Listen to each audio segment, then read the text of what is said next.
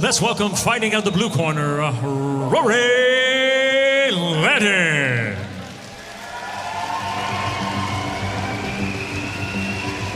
Two 29-year-old black belts squaring off in this one. Rory Ledden first to the mat from Dublin. Been training a touch over 10 years, representing Jungle BJJ. Hasn't competed since the Euros back in November. But a lot of experience in the super fight scene. And now let's welcome fighting out of the red corner, Ryan Mangan. Ryan Mangan, also 29 from Kilkenny. Tough competitor. Won, or rather medaled, brown belt world championships, silver medal Europeans as well. Been training for 15 years, so expecting a really good scrap between these two. A lot of healthy respect. They both said in their questionnaires they've had for each other.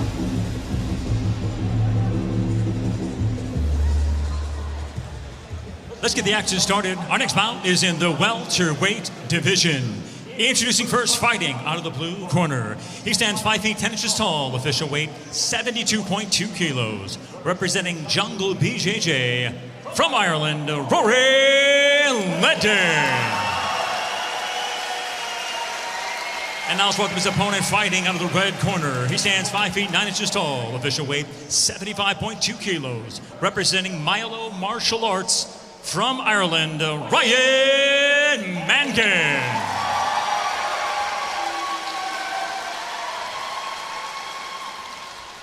Both of these men well supported here in the arena tonight. Your referee, Greg Creel, gets us underway.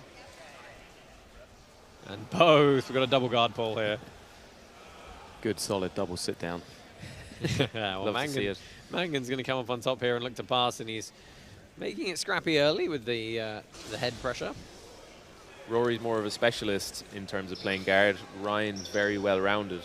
So how will that play out? Sometimes you can be the better overall, very well-rounded, but if the specialist gets to their area, they can give you trouble. Yeah, Ryan was doing a nice job of keeping the legs away, trying to pass side to side.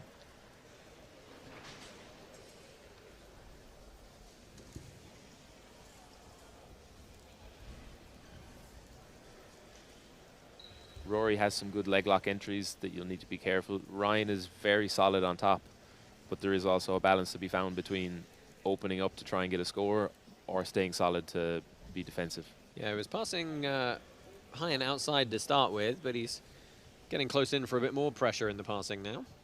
He's got that scoop grip on the far leg, and it's allowing him to stay in this position and not have to worry too much about the threat of that leg lock. Interestingly, opts to come back to the feet here. Are we going to see another double guard pull?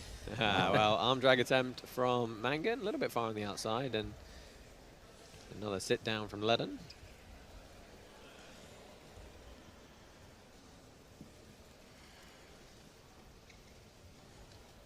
Can be a nice strategy, stand up and just pull guard again. Try and get a better control straight off the pull, but Rory just sitting straight down. Working for this X-guard false reap.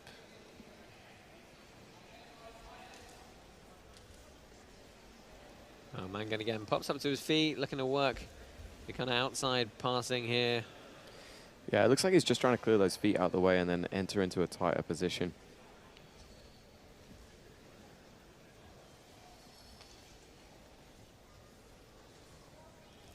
Ryan's getting some good grips passing, holding the shin, scooping the leg, as you were saying, but it seems like he's using them more defensively instead of trying to assert some passes from there. Scramble Jiu-Jitsu clothing and equipment since 2009. Check out the brand new Camo Dry range. On sale now.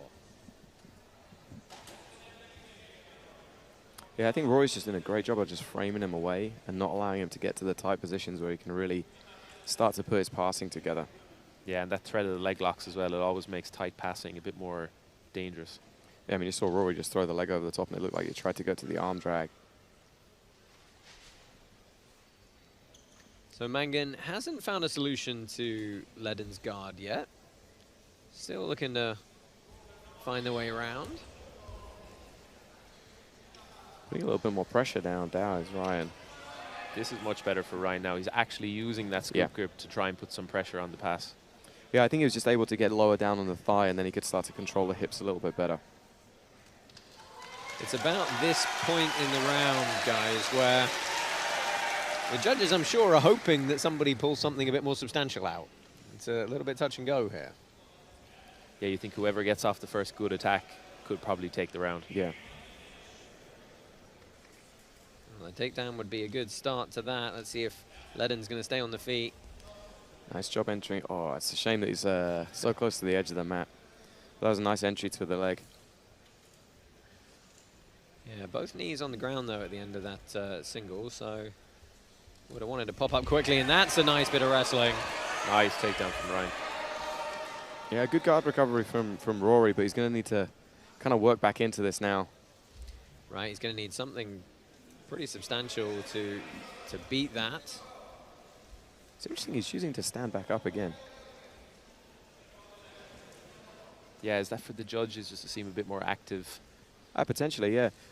Because he doesn't seem to be trying to get into like a tighter guard position when he pulls. I mean, that was looked like kind of a half an Imanari roll. Yeah, a little bit far on the outside, though, and he's going to have to play from guard here again with just 30 seconds left. If he can't get something good, it's going to be a round one to Mangan. Hanging out. Yeah, he's under the hips. What's the significance of pinning that far leg as he looks to scoop under the near one? I guess he's avoiding Rory, throwing the leg over, high legging to try and escape. Yeah, it can staple the hips to the ground as well and keep him slightly turned over, and then he can apply a pressure to that top leg. Show of respect at the end of the first 5 minutes there. The most significant action, probably the tap and run takedown from Manga here, and this was him looking to pass. I'd say Ryan just stole it the last 30 seconds, minute of the round on the takedown and the pass attempts. Yeah, nice work there, running across the front of the body. First half of the round was very comfortable for Rory, and that's what a leg locker really wants. They want the person on top to be in defensive mode, so the leg locker can just throw different attacks and hopefully catch something. See Andy Ryan in the corner of Ryan Mangan. Team Winner Rhino of round owner, number head one. coach, In the red long-time corner, Ryan prolific Mangan. member of the Irish combat sports scene.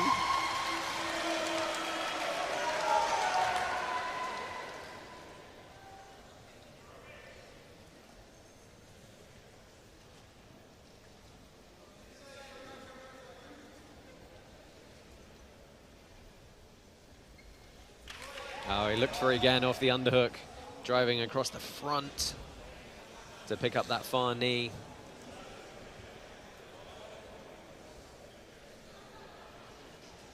Probably taking some confidence from the successful takedown earlier on. Yeah, you can see him trying to hit it already, first thing of the round.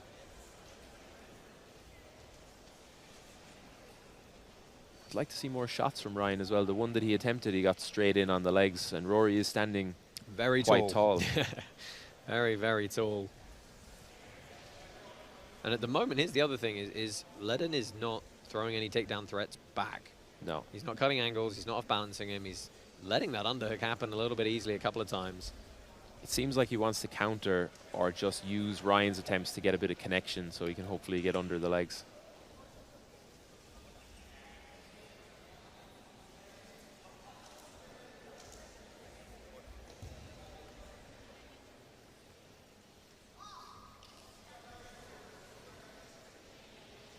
Well, our referee, Greg Creel, is telling them to be a bit more active here.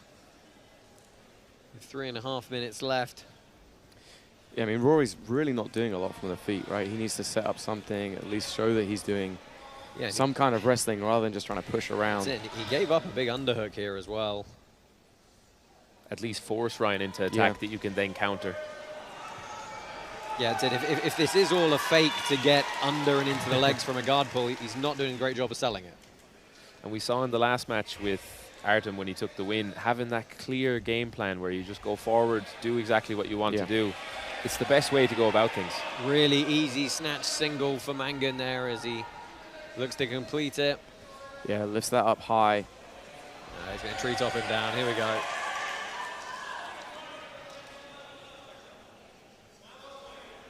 Nice takedown for Ryan. Now, Rory needs to be more aggressive coming off his back rather than just playing defensively. He needs to be starting to attack from there. Yeah, and again, we're into the last kind of 25% of this match now. He's already down one period, so he's going to need something here because he's down a takedown as well. He's just missing that one offensive grip, whether it's standing or on the bottom. Just any kind of grip where you can control Ryan, get close to him, and then start to scoop the legs and attack. Yeah, I think Ryan's doing a great job of managing the distance. And he steps back out any time like this that Rory does get even like a small hint of an entry, you know? It's been over 6 months out of competition for Ledden.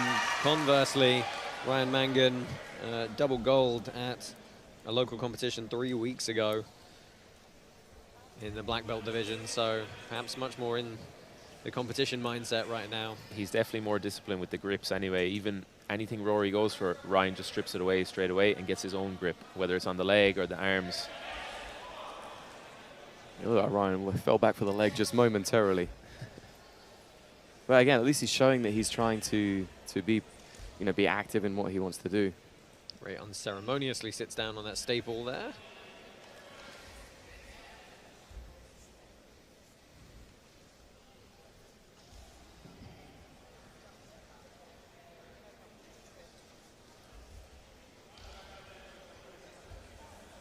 Again, looking to pass high and on the outside with some leg staples. Now he changes the dynamic.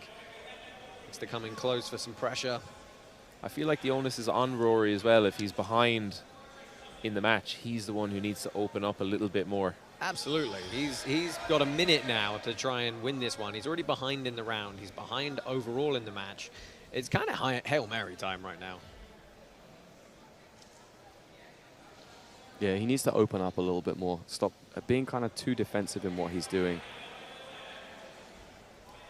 Even sitting up to a seated guard, I think, is underrated. Sitting up to a seated guard, you can be a bit more offensive, still play guard, but chase the person down. Again, the difference in the stand-up showing there as Mangan bullies him back to the mat.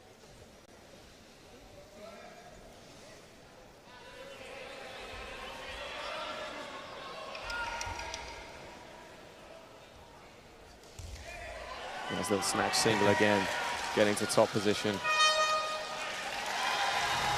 I think Mangan knows he's done enough there. Big smile on his face.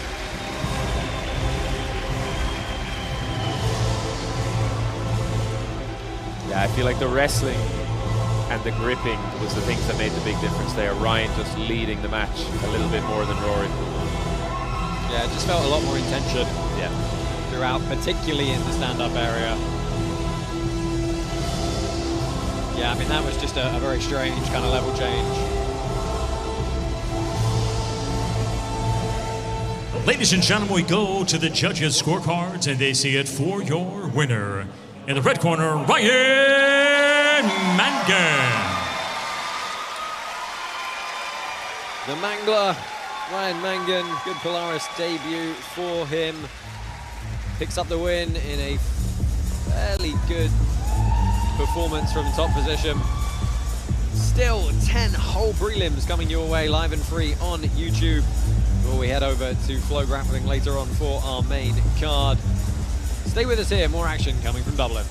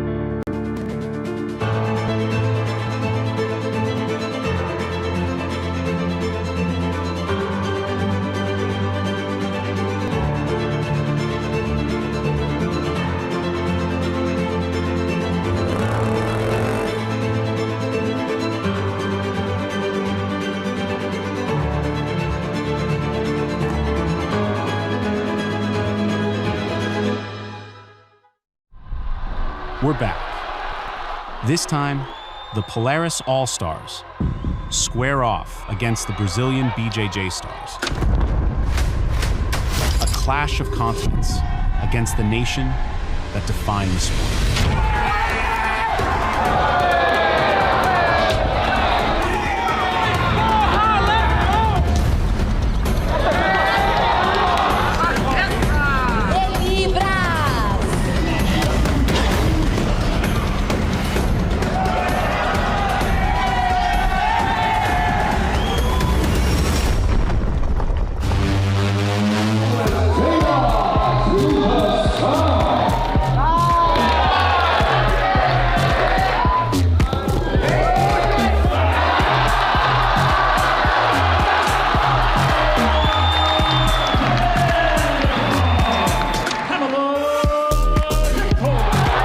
World's most exciting format and the world's most exciting athletes land in Dublin, June 6th, live on FloGrappling.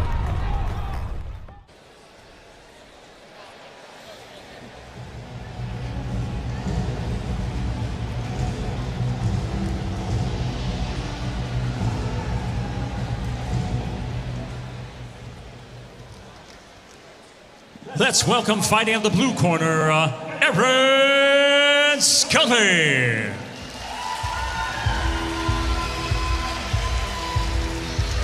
Aaron Scully, 22 years old, from Dublin, Ireland.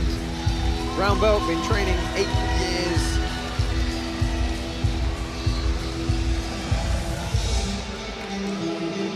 Good domestic experience. Bit of a step up in competition for him tonight, though, that's for sure. As always, though, that is a great opportunity. See if he can seize it.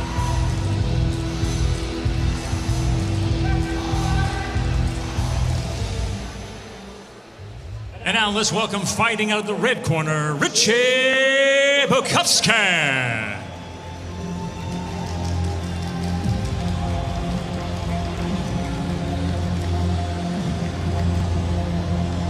Contrasting demeanor for Richie Bukowski.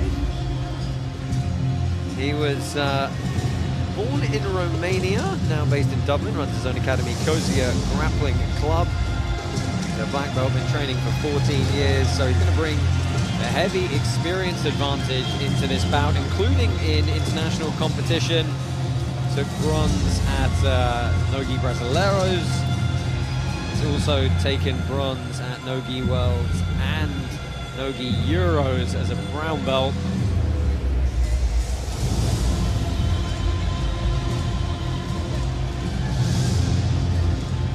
Let's get the action started. Our next bout is in the lightweight division.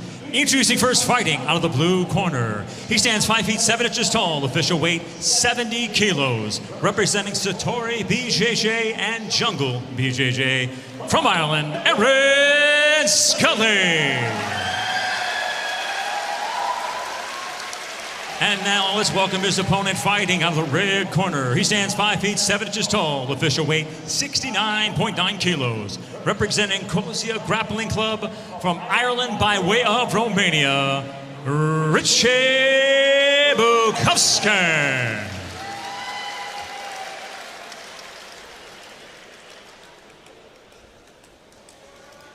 Bukowski coming off the ADCC trials in Serbia. Didn't forget his best performance, but he did win a few matches before getting dumped out tail end of the quarters.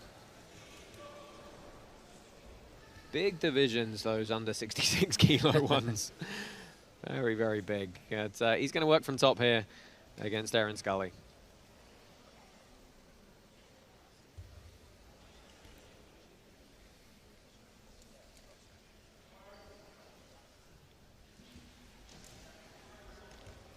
It's always nice coming into a single super fight after having such a big bracket like that, ADCC trials with some of the best competitors in Europe. Scully looking to work on a leg here, or an arm drag. Richie taking his time here.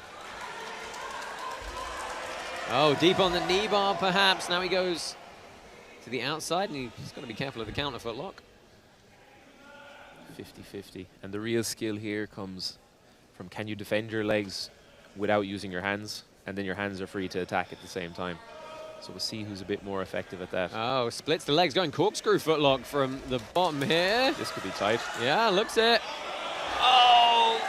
Oh, and he's going to... Oh, and he gets him with the counter heel hook. It's an inside heel hook from a defensive position. Wow, Aaron just a little complacent going for his own footlock, didn't respect. That outside heel hook can really come on fast, even though you don't have control of the leg. It was outside, was it? Outside heel hook, yeah, of the free leg. It's one you really need to respect, though, even though you might think that you do. Now let's have a look, and this little corkscrew attempt that we're probably going to see looked very tight. Here he was rolling through. Oh, it was outside, yeah. So much torque through the knee. And it looked like the leg wasn't controlled, but because Richie's body weight was coming down on top of it, that's where you get actually a really strong finish. Ladies and gentlemen, your winner by tap out due to a heel hook, Richie Bukowskin. Bukowskin showing his experience there, picking up a very quick submission win on the counter footlock. Really good work from him. Again, another solid Polaris debut for a fighter from Dublin. And just like that, we are rolling. We're going to move swiftly on after another quick commercial break. Start to get to some of the bigger prelim names coming up now, as if we haven't spoiled you enough already. 想像してみよう。知らないままでいることを、自らの血の味を、自らの勇気の深さを、自らの肉体の限界を想像してみよう。知らないままでいることを、自分がまだ足りないということを、そしてそれがどれほどの恵みか、自らを奮い立たせ高めていくことの、想像してみよう。鍛えないままでいることを、肉体と精神を逆境に耐え乗り越えるために想像してみよう。知らないままでいることを、苦しいことを共に成し遂げる兄弟たちの絆、姉妹たちの絆を想像してみよう。知らないままでいることを、自らの無限の可能性を、そしてそれが全て手の届くところにあるとひたむきな努力になって。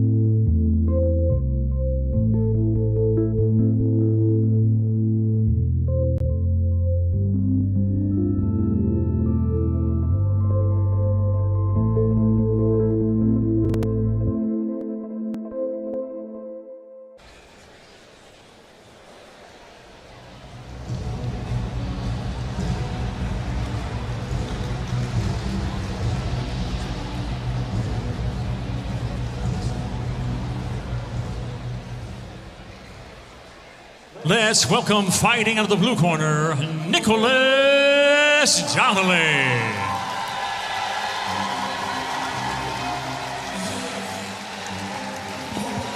Obviously, none of them know the players.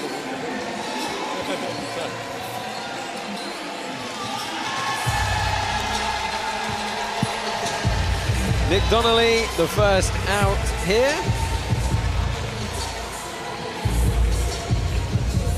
based in Wexford, has his own gym, Rory Grappling Academy.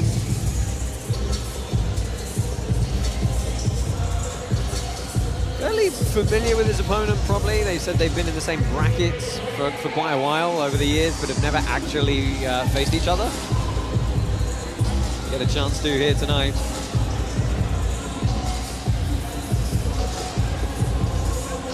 And now let's welcome, fighting out of the red corner, Jack Dolan.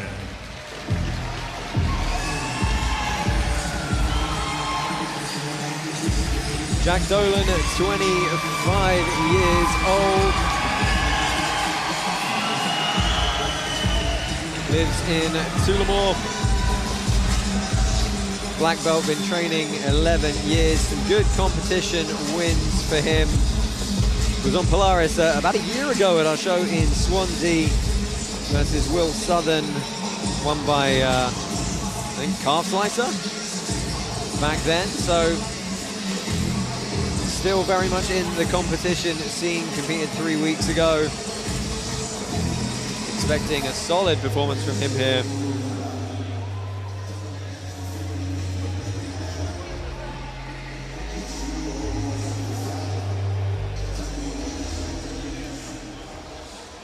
Let's get the action started. Our next bout is in the middleweight division.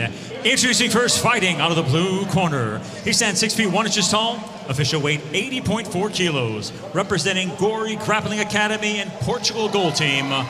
From Ireland, Nicholas Donnelly. And now let's welcome his opponent, fighting out of the red corner. He stands 5 feet 11 inches tall, official weight 80.2 kilos, representing Ire Grapple. From Ireland, Jack Dolan.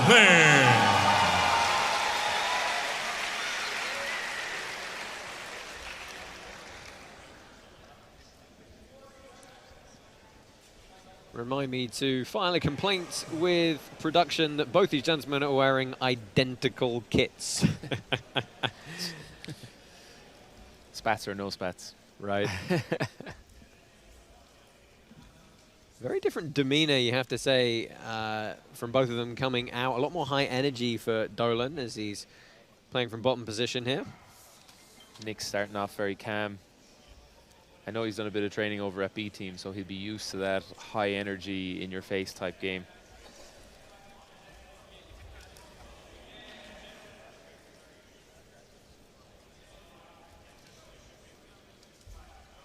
Oh, nice pass. Not quite able to complete, but really just wheeled his opponent round there. Really nice re-engagement as well, like step back and then immediately came back in. This is what's tiring for a leg locker, when it's hard to get your own grips and the top player is constantly pushing you on your back, trying to pass. And if you start to get a bit of a grip, he just rips out of it and goes straight back into the passing strategy.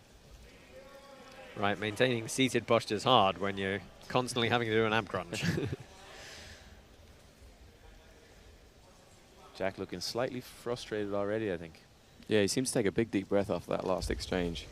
Well, tries the somersault over the top and maybe getting on the neck here. He's turning it into a pass attempt. Right, looks like he's got the false sweep on the bottom. But Nick working with the counter footlock, I think.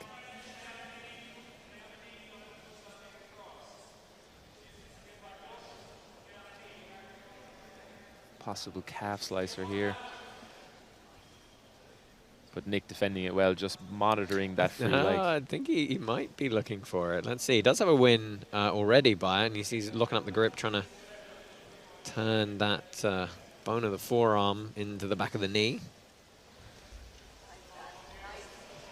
Oh, yeah, he's going to false sweep over here.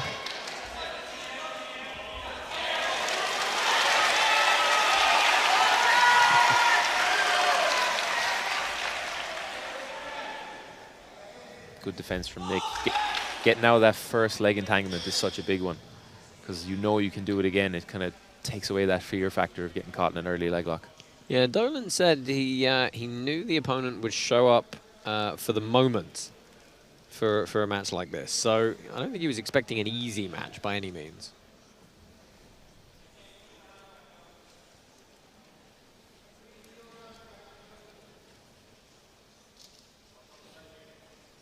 I feel like Nick needs to go back to that more in-out strategy rather than just kind of waiting in this half butterfly. I agree. I think this suits Jack. He can get his grips nice and slow, pick the types of entries that he's going to do. Into the reverse closed. Ooh. Nice face plant there.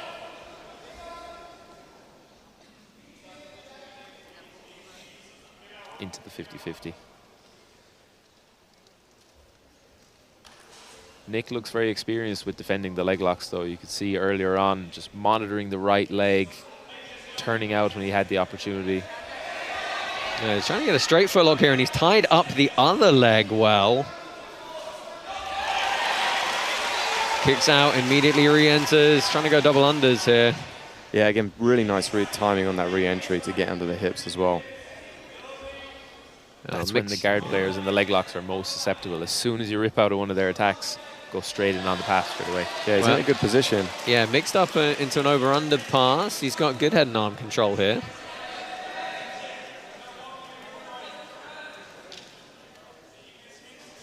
I feel like Nick really needs to capitalize on this if he wants to win the round. Jack's had a couple of good entries, put him under a lot of pressure and kind of slowed him and pulled him into his pace. Yeah, this is a great opportunity for him to put his stamp on this round and also tire out Jack. That looks tight. A lot of shoulder pressure coming in here. Yeah, this is good, and he's working on freeing up that leg as well. It caused that bit of a dilemma for Jack.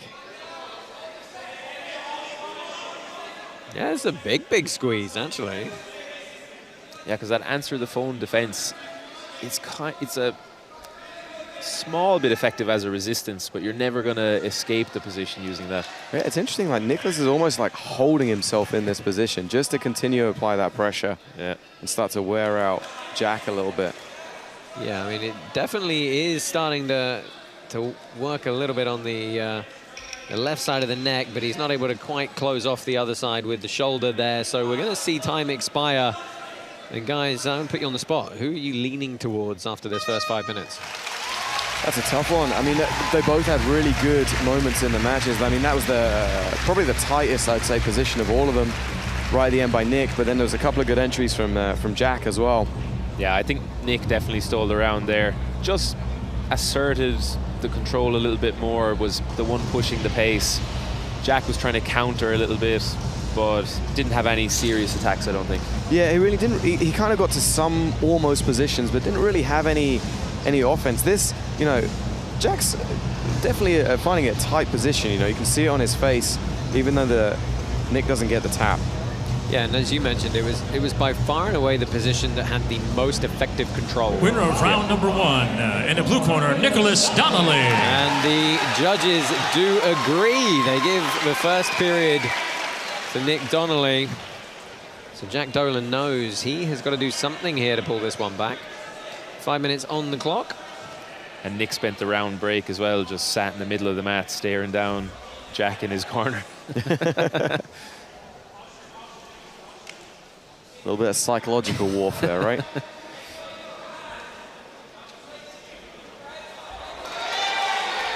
I mean, Nick was being very effective with this in-out kind of passing style and then really timing the movements of Jack. We almost did it there as well. Jack just did a good job of getting some frames in front of him. He has that confidence edge as well now that he's escaped a couple of leg entanglements. He knows he doesn't feel under too much threat with those, so he can open up with the passing a little bit more. Well, thanks to our sponsors, Warrior now. He needs to be careful in this position. It's a pretty good entry from Jack.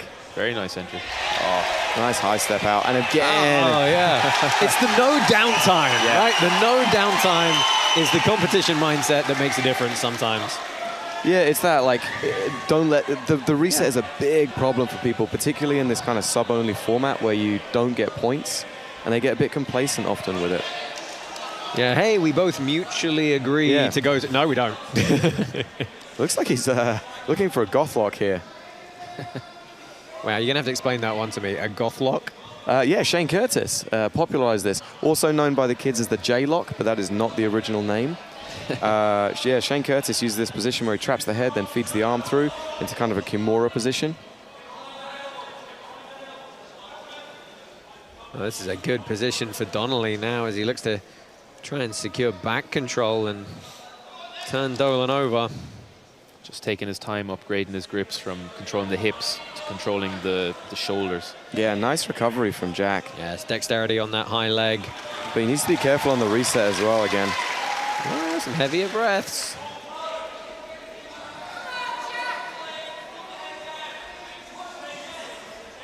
I always wonder what the goal is here from the seated guard. Oh, great pass from Donnelly. Hops over the top. Great timing. Gets the first hook as well. And he looks like he's going to step over towards the mount, right? Or try and drag him across the top. Yeah, let's see if he can sneak that left knee underneath. It's getting there. Oh, he's got the like very low body triangle. He's a bit too low down on the back to be super effective. Needs to use the forearms to push him down towards the hips. Now it looks like he's going to get it. Oh, no. Yeah, I think he's still going to look to come up towards the mount. Oh, maybe trap an arm in the process. Let's see. Oh, but needs to defend his legs now. And this is a deep bite for Dolan, and they're rolling. Oh, good clearance, though. Did enough in the scramble to create the space. Yeah, it looked like as Jack went to switch his grips, Nicholas just got the space. But again, Jack feeding towards that false read. Just great discipline from Nick. Knows where he's in danger. Yeah, let's see if he re-enters it. Oh, now he is going to take a beat. But this time, Jack's there. Nice big heavy sprawl. Problem is knee running isn't particularly fast. Yeah. That urgency defending the leg locks is such a bonus to have. When you feel in danger, you have to get out straight away. Definitely taking some of the steam out of Dolan here. Got high though. Nice little escape from Jack. And now putting Nicholas under a bit of pressure here. They clawed back to a half guard. He's got this left arm weirdly isolated now. 1 minute left though, can he capitalize on this? Yeah, I think he tried to go to the leg again. Yeah, he should have stayed upper body, right? Just we've seen Nick defend 5 to 10 leg locks this match. Yeah, Nick Donnelly again scrambling to the back here. Both guys taking some very deep, heavy breaths. It's been a grueling pace to this one. Final 30 seconds. Nice recovery, and Nick's going to look to jump over that leg again. You see he's controlling the wrist of the left hand of Jack. Big stack pass, flips him over. Gonna sprawl on this front head and arm control again. Final 10 seconds. I think his corner's urging him for one kind of big attack just to finish off the round, which I agree, like put a statement on the end of it. He tried. And Donnelly knows he's fired up for what is almost certainly going to be the win here. Yeah, I mean, he needs to wait for the decision before he gets too excited. I think we can be fairly sure, though. Well, you never know. No, I'm not giving it on that one. I got to say, though, you got to love the difference in his demeanor walking out and at the start of the match to now. It's like, oh, suddenly I saved it for the match, you know? Yeah. Use it when it's important. Yeah, like you guys kind of said a few times, right? The timing of the tempo change and understanding when to engage was a differentiating factor for him there. Definitely. And he was using his grips as soon as he got them, because those grips get worse the longer you hold onto them. Any type of grip, scoop the leg, grip the arm, use it straight away, it's more effective. Ladies and gentlemen, we go to the judges' scorecards, and they see it for your winner. In the blue corner, Nicholas Donnelly.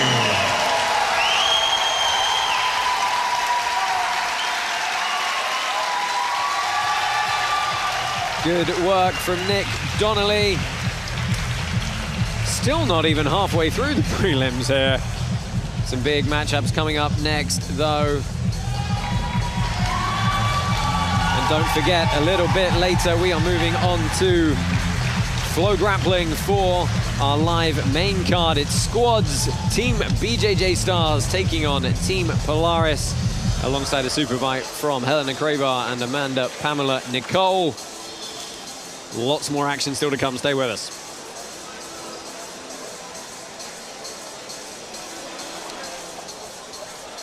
Reorg. This is Reorg. Mission: to support our community of military, emergency services and veterans. Programs: through a 60-day and 365-day fully funded Jiu-Jitsu program.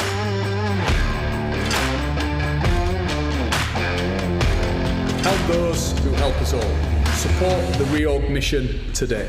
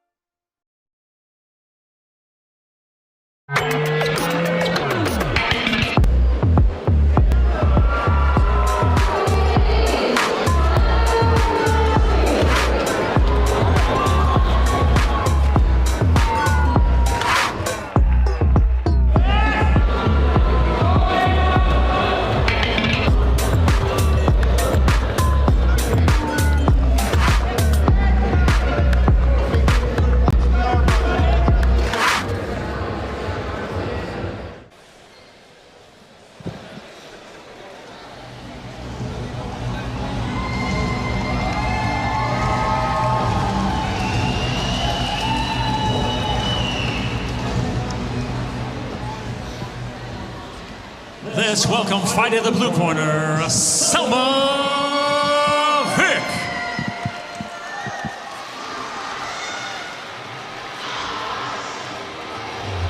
Familiar face to Polaris viewers is Selma Vick. The Norwegian has appeared 3 times on the promotion before. A couple of super fights, and of course competed for the women's Team Europe squads as well. I think we last saw her in January against Del Fornorino. Very game, very exciting.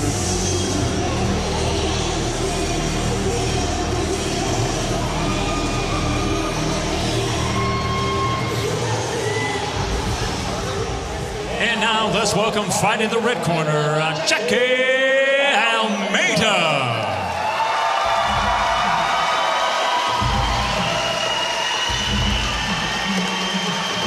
Jackie Almeida,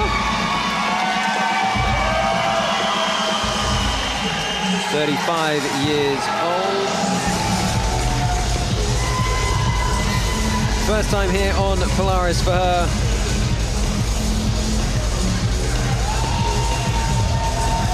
Coming off a reasonable performance at ADCC trials.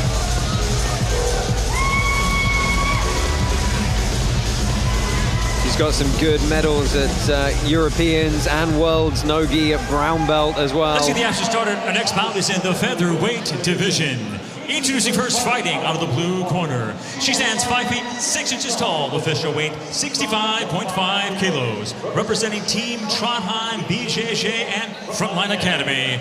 From Norway, Selma Vick. And now let's welcome her opponent fighting out of the red corner. She stands 5 feet 5 inches tall, official weight 65.2 kilos. Representing Marangani, BJJ. From Ireland, Jackie Almeida.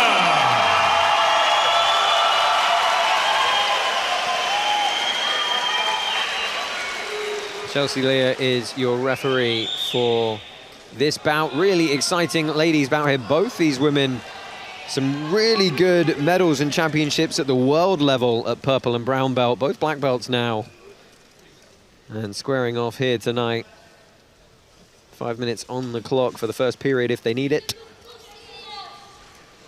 Yeah, I think Selma got her black belt about 5 weeks ago, so she's a very fresh, very fresh black belt. She is just 23 years old. Been training 9 years already, though. I don't think I've ever seen Selma in a boring match. She's super fun to watch. Well, she's trying to work the wrestling here and does a good job of pummeling to the underhooks. Going to get the bend in the spine, and it's a nice body lock takedown. Stabilizing on top. Yeah, straight into the body lock passing as well.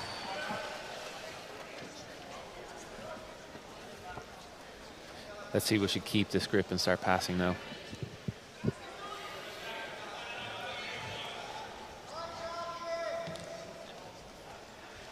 She's got that, well, she had a tight waist grip, but she's been pushed and framed away a little bit there, and switching off the half guard on the other hip. Yeah, she's starting to get a good connection to the upper body as well, though. Really, Jackie's left hand is the only thing that's framing her away at the moment. Textbook body lock passing there, just controlling the hips until she clears the first knee. Then she can start to work her way up to controlling the head.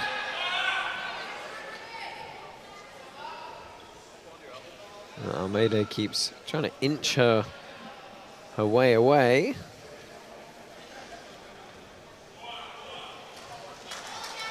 Ooh. Yeah, nice job of using that leg just to kind of force Selma to react and recover her guard a little bit more. We saw Selma in like an absolute battle with Zara de Tofano. I think it was like 1 round apiece and it went into the overtime. It was a really great fight. Yeah, she picked up the win there in her Polaris debut. Yeah, she's in a good passing position here. It's a big knee cut. The question is, can she win the underhook or the head control? And she's got the underhook. Yeah, even with her head on that near side, she can still pass pretty effectively. It looks like she has double unders, so she could pass straight over to mount as well from here. Yeah, Almeida let that left arm get slightly out of position. And Vic's trying to hop around on top, straight to the back. This could be done. Yeah, the ref's going to let it go for a moment. Oh, and what an unfortunate position to have to stop the action in. And what do you do for the restart here? Well, I presume they're going to restart in the back because it was a relatively static position. Right, it's just a question of the grip up top. Don't start with the choke. I'm pretty sure she didn't have the body triangle either. But yeah. Well, that's a competition experience thing, though, right? Like, you take what you can get and you wait for your opponent to protest it. She's starting in the full rear naked choke. I felt it was perhaps a little bit more across the jaw. Yeah, this seems a bit unfair. But I mean, time is going to keep going. Jackie didn't complain about the position. True, to be fair. she did not.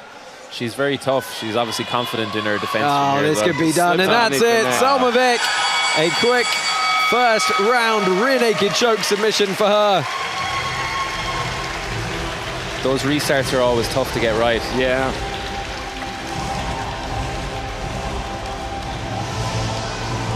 Yeah, the referees do what they can.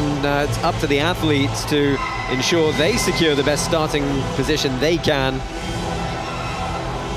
Look at the replay here. Let's see if we get the scramble to the back.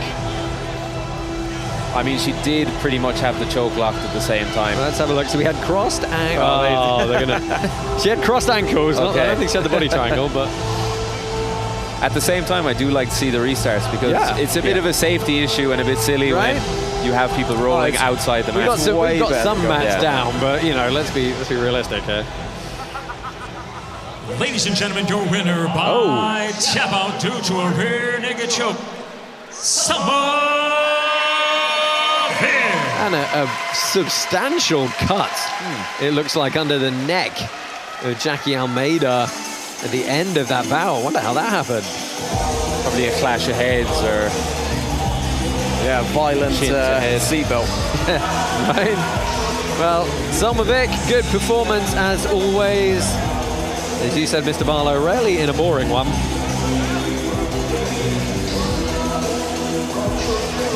Halfway through the prelims here. plenty of action still to come. Stay with us here from the National Basketball Arena just outside of Dublin, Ireland. Live and free on YouTube, this is Polaris 37 Prelims.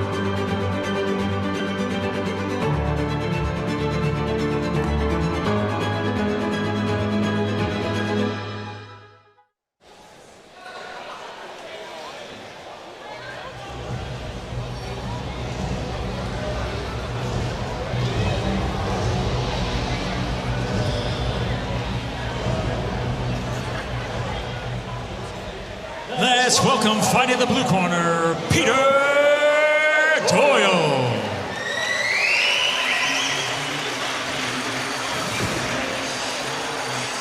Oh, I got a gi match for you here at the halfway point of the prelims. Our two black belt masters competitors. 17 years training for Peter Doyle here in Dublin from Team Rhino.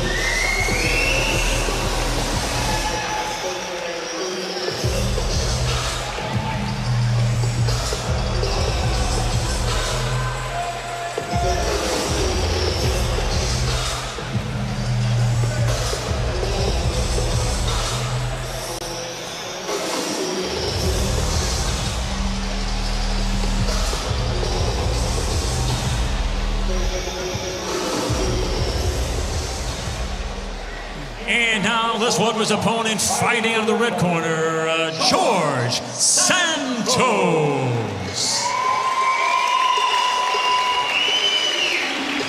George Santos, originally from Brazil, splits his time now between Dublin and Dubai. Been training 25 years, head coach of Jorge Santos, BJJ. These two guys very familiar with each other. They've had a few matches before, they told me, and I think they both won, lost, and drawn along the way. So just adding to the continual, hopefully friendly rivalry.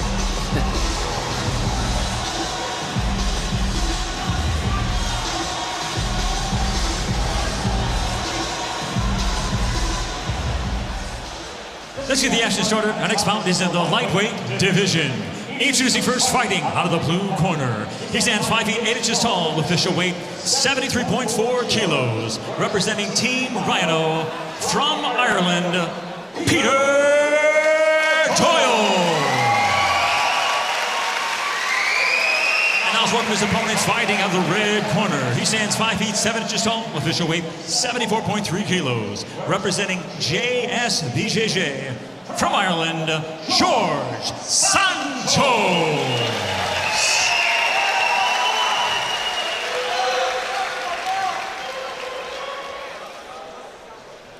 White gi for Doyle, black gi for Santos. Now this fight is brought to you by Venom, the biggest brand in combat sports. Love to see a gi match on Polaris. I was just going to say, Tom is the biggest proponent of adding gi fights in here to the more common no-gi format. It's just as fun. More options. More options, More yeah. options. More things to hold. More options, less movement. Well, and a little bit of a stand-up from the butterfly guard for Santos here. Both guys' hips well back. And a big pull underneath from the Brazilian. So, yeah, I thought it would come up on top from that, and did. They're both obviously familiar with each other's games. They've competed against each other so many times before. Oh, nice little jump over cartwheel. But excellent recover as well from Peter, using those hips and just creating the space. Yeah, 45 and 48 years old, these two competitors. Some nice movement to start the match as well. Yeah. Yeah, looking to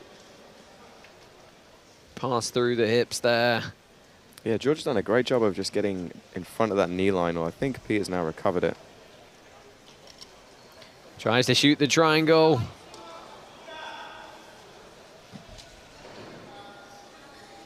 Climbing slowly up, but... Yeah, a little bit of an adjustment from George. Just moved his hips back and Peter dropped down. it's a very, very big cuff grip for Doyle here. Not wanting to let that go. George is someone that competes a lot and competes against younger competitors a lot as well. So that could be a bit of an advantage for him coming into this match. Yeah, had some good success at Nogi Euros, Nogi Pans, World Nogi as well. Just a bit of a stalemate here. George working to get past that knee shield. Yeah, it looks like Peter's got a really strong grip on the knee, which is making it hard for George.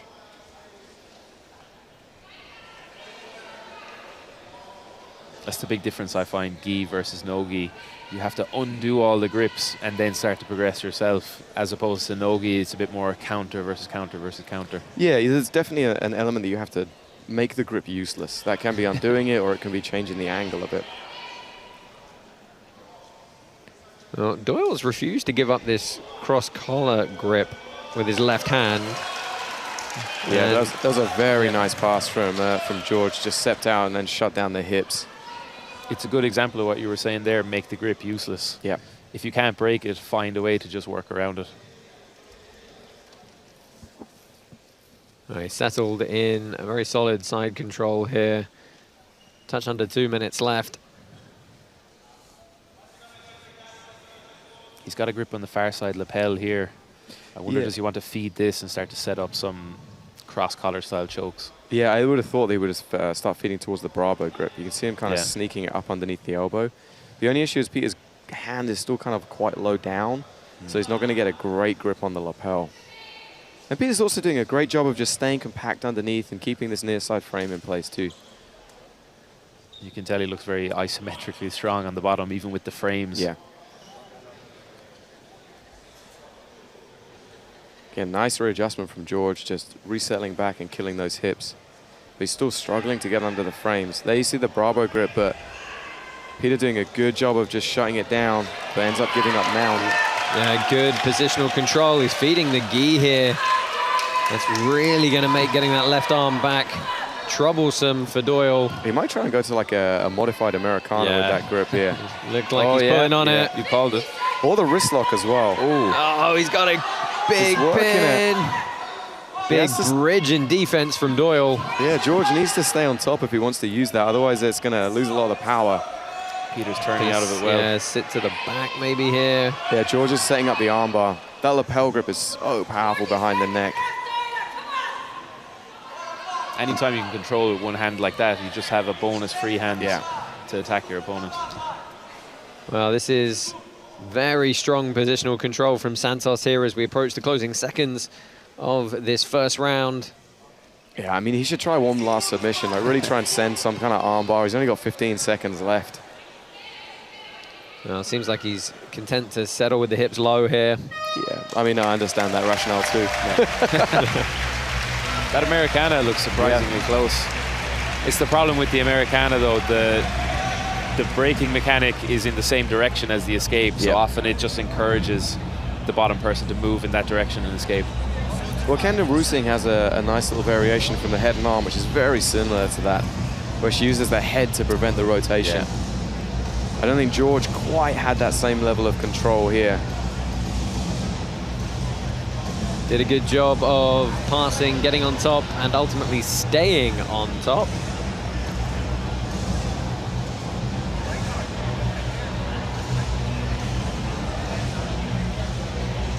Winner of round number 1 in the red corner, George Santos.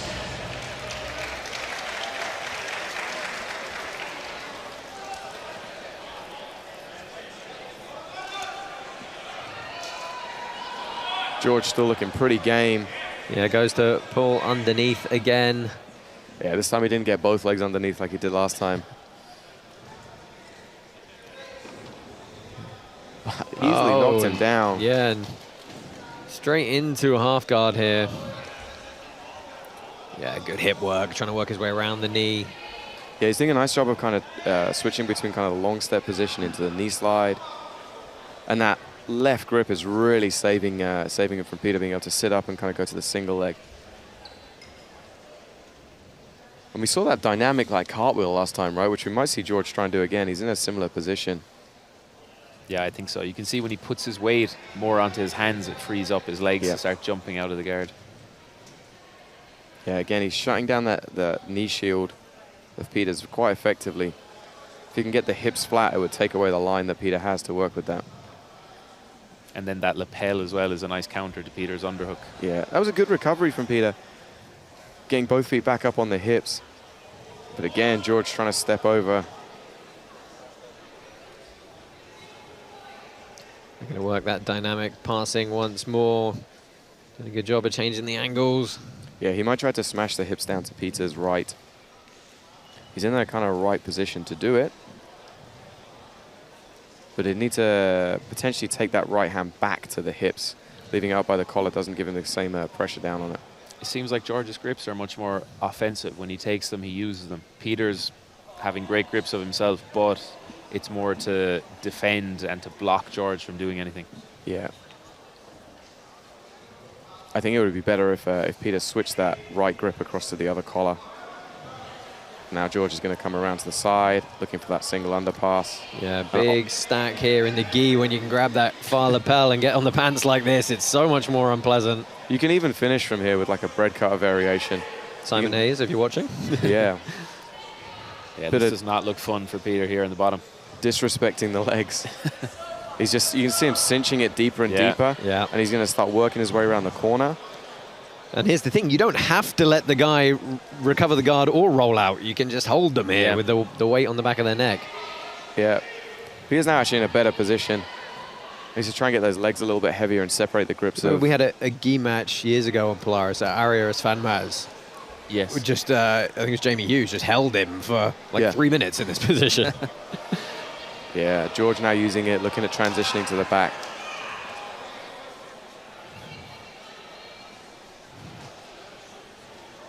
It can be hard to set up the seatbelt here. There's just so much friction and things in the way.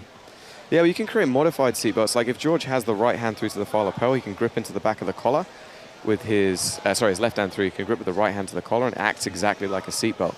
You see Mikey Mushimeshi do things like that quite frequently. And it means that the person's chest can't get away from you. There's so many creative things like that in the gi that haven't even been fully discovered yet, I'd say. Yeah, I mean, it's kind of cool. You see a lot of the transition now. Like almost the no-gi guys, I feel, are reinventing spider guard. Like using the high pummeling. So you see them using like lassos and things. And it's just because the body always moves the same way, right? Yeah. There's only certain things that it can do. Santos trying to secure some back position here, pulls him down to the hip. Yeah, I think he's got that first hook in. Can't quite tell. Not quite, but he's in a really strong position here. That's a nice adjustment from George. Mean, being that far behind the shoulder blade as well, it's definitely a good spot for him to be in, especially with only a minute left and he's 1 round up already. Yeah, you can see him also slowly walking his hands up to make that seatbelt tighter. It's just a much worse position for Peter here when he's taken out of balance from the turtle. Turtle is actually surprisingly athletic position to stand up or sprint out of the position or throw the other person around. Yeah, George can't quite get the hooks. Nice recovery there from Peter. And ends on top as well, momentarily. Looks as though he was trying to go to the leg for something, but he's, again, given up some tight position on top here. And this is actually a better position for George. He's already underneath that arm, which means that he's going to be able to set his grips deeper here. And Peter doesn't have the same frames that he had before to keep everything tight and prevent the hooks. Well, can Santos find a submission with 17 seconds left? Seems unlikely here.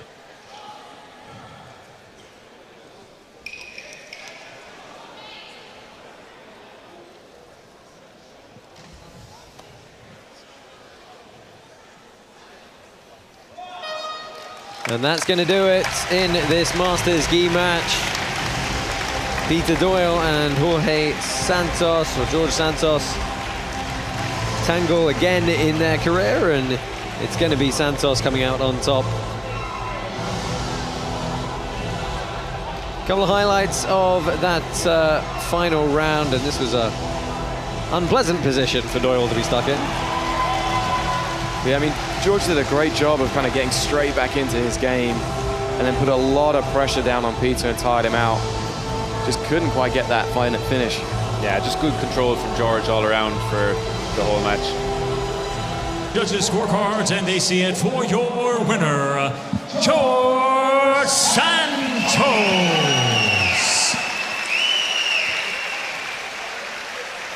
Well, George Santos gets the win here in his Polaris debut.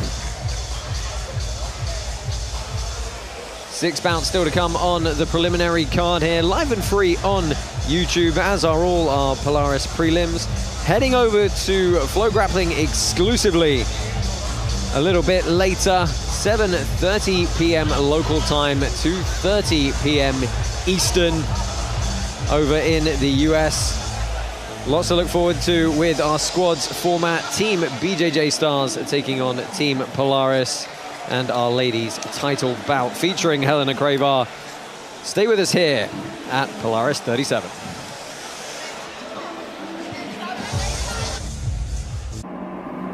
If you awaken from this illusion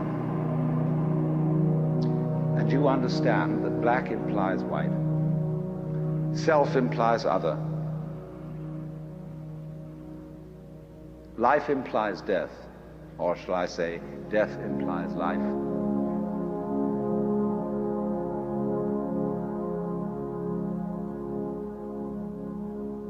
You can feel yourself.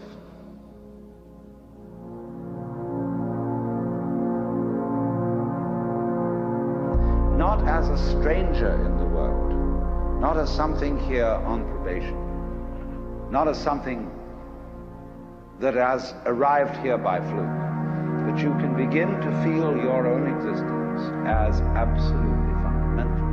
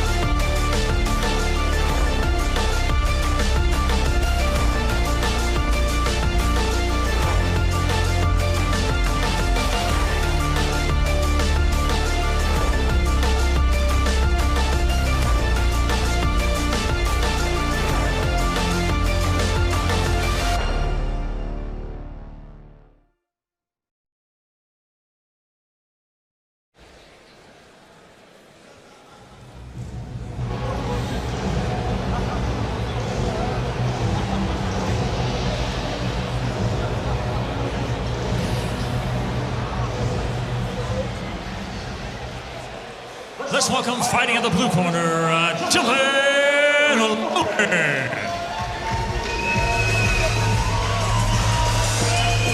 Dylan Logan, 30 years old, originally from Dublin, but representing Kildare. Been training for over a decade now.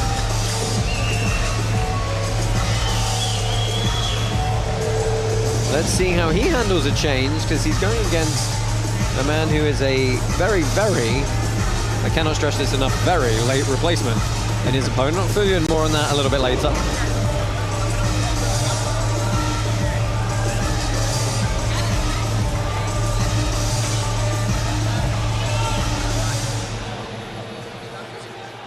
And now let's welcome fighting in the red corner, Luca Procelli.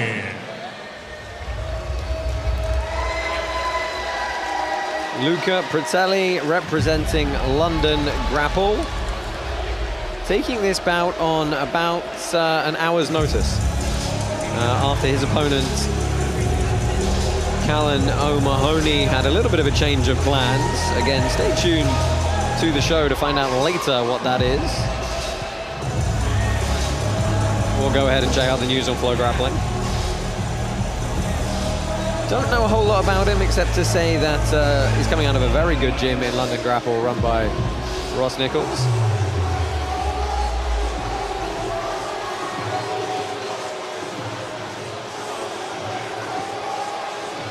Let's get the action started. Our next bout is in the middleweight division. Introducing first, fighting out of the blue corner. He stands 6 feet tall, official weight 78 kilos, representing Sildara MMA from Ireland, Dylan Logan. And let's welcome his opponent fighting out of the red corner. He stands 5 feet 11 inches tall, official weight 76 kilos, representing London Grapple from Brazil, Luca Procelli.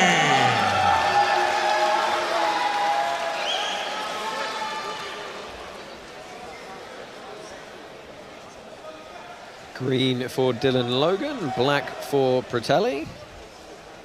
And he immediately snatches a leg and sits to guard. Some pummeling on top from Logan. Yeah, Logan's already kind of on that front headlock and uses it to go to mount as well. Nice transition. Yeah, I mean, what a great opportunity for Luca, though, right? Half an hour's notice, just stepping in. There's no pressure at that stage Yeah, as well. like, You what don't are you have gonna time do, to right? get nervous. Hey, I know a lot of people who would prefer that. Just, Yeah. hey, Yeah. I'm coming along to watch. No, I'm not. You see it in MMA a lot. People very eager to jump in to fights on 1-2 Yeah. weeks' notice. They don't have to go through the grueling training camp. Yeah, and often they do it incredibly as well because they just don't have as much pressure, right? They've got nothing to lose at this point. You know, Lucas found himself not in the best position to start with. No, he's immediately given up the back here. Needs to keep moving here. Did a good job of clearing the grips. It's looking tight. Yeah, switched off to the rear naked choke. Well, this is big on top of the neck. Oh, face crank as well. The Jason Bourne. Yeah, Dylan Logan making it a little bit rough here. Big body triangle as well. Oh, and he gets Finally the tap. gets it.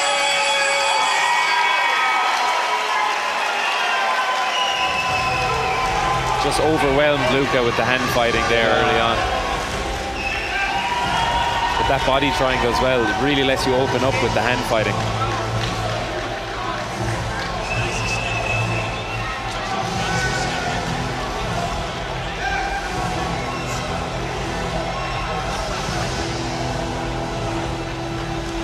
Well, I'm sure Dylan Logan was disappointed. His previous opponent got switched out, but props to him for putting a stamp on his performance. Ladies and gentlemen, your winner by tap out due to a rear naked choke, Dylan Logan.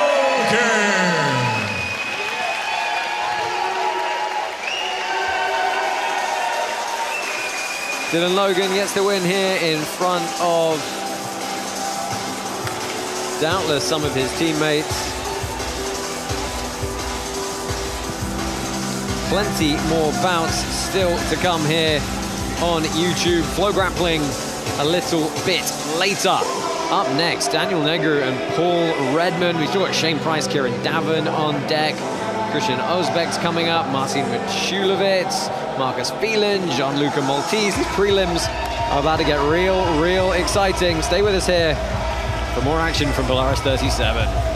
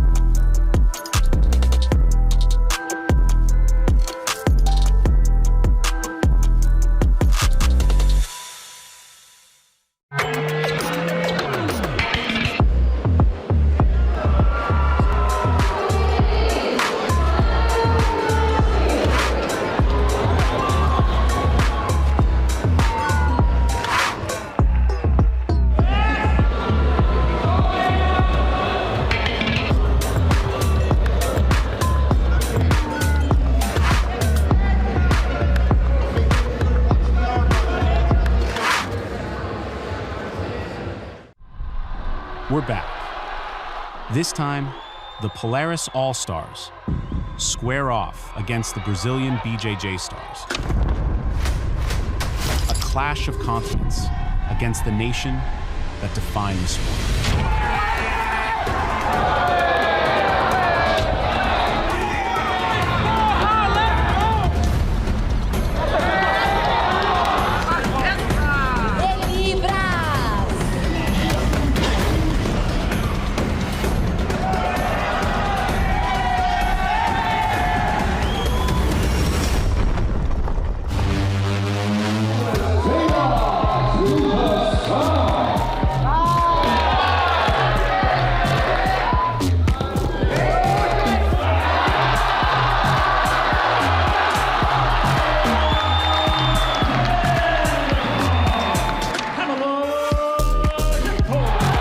The world's most exciting format and the world's most exciting athletes land in Dublin, June 6th, live on FloGrappling.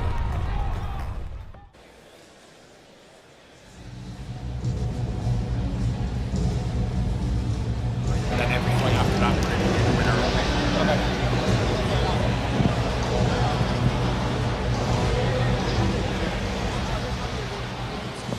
Let's welcome fighting in the blue corner, Daniel Negru.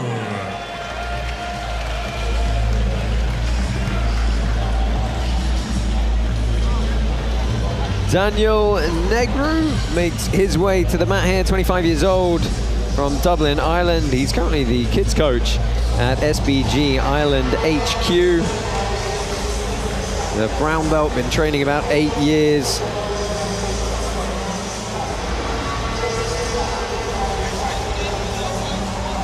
He said this is a good, highly experienced opponent, but he doesn't think he's as technical as him. Which is an interesting choice of words.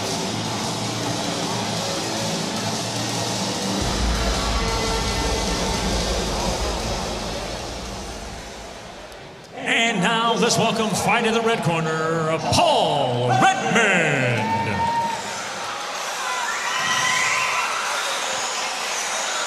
Paul Redmond, one of the more experienced competitors in all realms of combat sports, long-time MMA fighter. Now giving it a good crack in the grappling scene. Does a lot of commentary as well for Cage Warriors, promotion he used to fight for, and I commentated a lot of Paul's bouts over the years. Went through a stretch of having a really mean toe hold in his MMA career.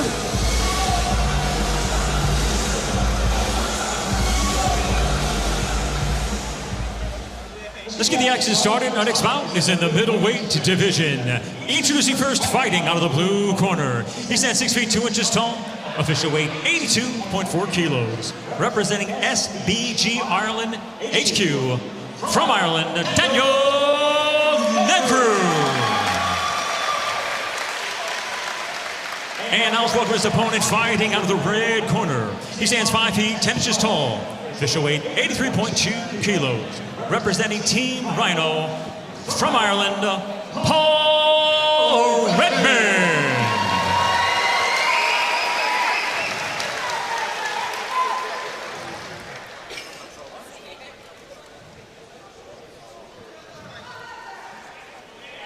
red for Negru, blue for Redmond, and a sit to guard from Negru quickly. Redmond on a heel hook quick.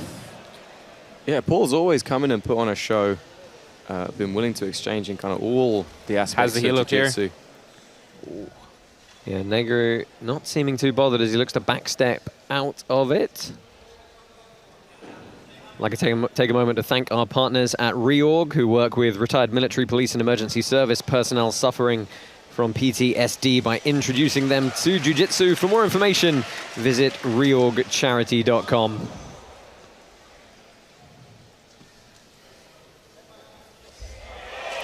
Oh, and Negru gets a good roll to the back here. Redmond's going to have some defense to do, and he's unfortunately got a body triangle in less than a minute. Lovely back take attempt there. Yeah, it's beautiful. Looks like he's already fishing the arm under the neck as well.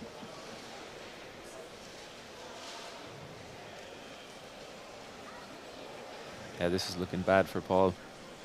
I mean, they're still so, you know, fresh, not super tired, not super sweaty yet. You got a big tall guy with long limbs looking up a body triangle on you quickly.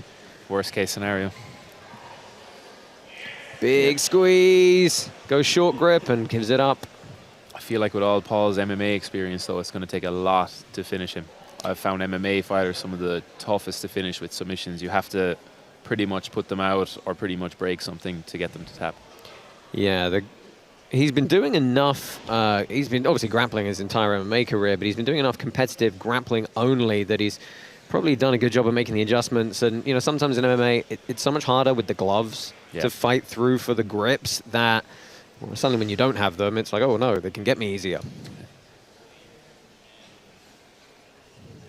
He's hand fighting nice here, but he needs to try and go from the hand fighting to try and fight the body triangle and find a way to get twist and turn out of that. That's the thing, isn't it? If the guy in the back stays so busy up top, you never get a chance to address the lock around the hips.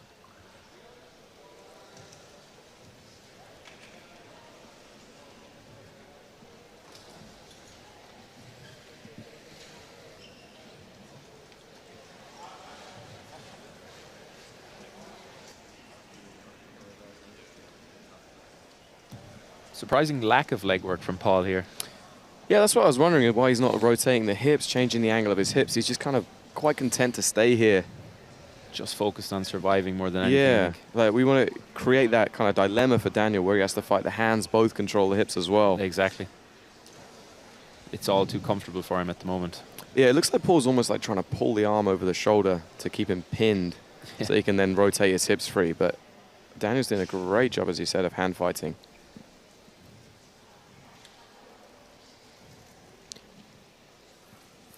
Who do you feel is having to expend the more energy right now? Probably Daniel, surprising enough. Paul seems like he's been a bit more efficient. He's lying on Daniel's leg as well in such a way that it kind of gets tiring. He doesn't have the body triangle locked in a very efficient way. You can see he's over the foot there, so his muscles are doing a lot of the work there instead of mechanically controlling. Yeah, and he has survived nearly 2 minutes here with this back control. The lock's broken now, but see if he can find a way out. Will certainly be a moral victory if he makes it to the end of the round. Does a good job switching the triangle again. Paul's really making a point to try and put that lock on the floor to take some of the pressure off that squeeze. I mean, that's kind of what you're always taught in day one jiu-jitsu, right? Put the triangle leg on the ground. Yeah, it's doing the next bit of getting out of it that's tough. Now he's starting some of that leg work and immediately gives up on it. Here we go again.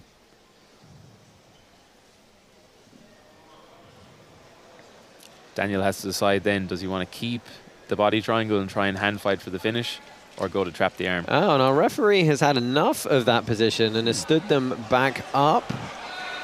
Surprising. Yeah. Interesting. I mean, there was a very dominant position. Oh, Redmond hopping for a knee bar entry. Then trying to get into a leg. He's got to watch the back take again here. He's committed to this leg attack, and there's only a few seconds left, so it's probably quite tactical. Trying to get heel exposure now. He's not going to have enough time.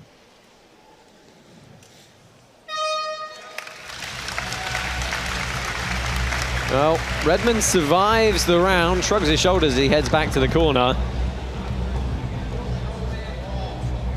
Take a look at some replays, and the initial back take was beautiful work from Negru. Yeah, this was a nice little kind of wedging bolo entry. Didn't quite get it off. Paul was doing a good job of still fishing for the heel hook. Classic battle, leg locks versus back takes. Yeah. We really saw that in the first round. Yeah, and really both of Negro's attacks came off those leg locks, right? Maybe Paul needs to look at changing his tactics going into the second round. Winner of round number 1, in the blue corner, Daniel Negru. Can be a bit of an advantage defending the leg locks with those long legs. You Oh, can almost stretch your leg through, and it's too hard to reach for the heel. Oh, he tried the foot sweep and ended up getting put out of position. Good body lock takedown for Negru.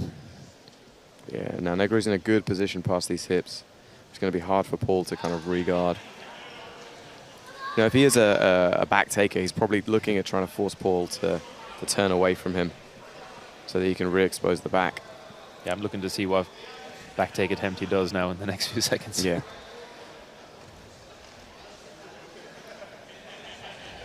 Well, he's basically walking through Paul's guard at the moment.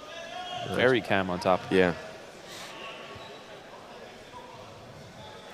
Yeah, you can see Redmond wants to try and scoop underneath.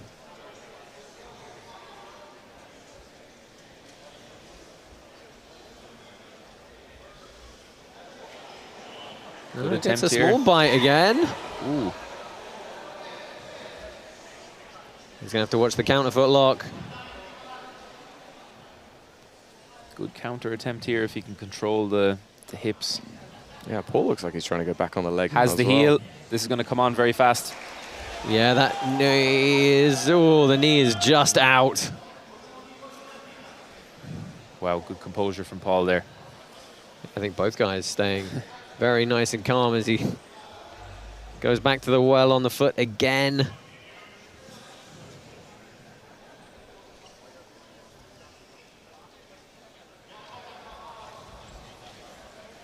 That battle of outside heel hook versus inside heel hook is always an interesting one, because the inside heel hook is just much more powerful. But if you can catch the outside heel hook quick in such a nice way, sometimes you can get away with it.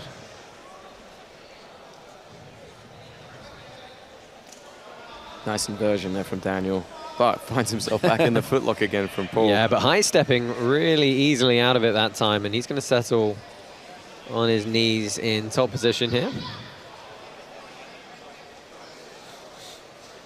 About halfway in this second period to go, and we didn't point it out, but it should be abundantly obvious that Daniel Negru took that first 5-minute period with 4 minutes of back control. Gonna be kicking himself a little bit that he didn't get deeper on some of them, though, perhaps.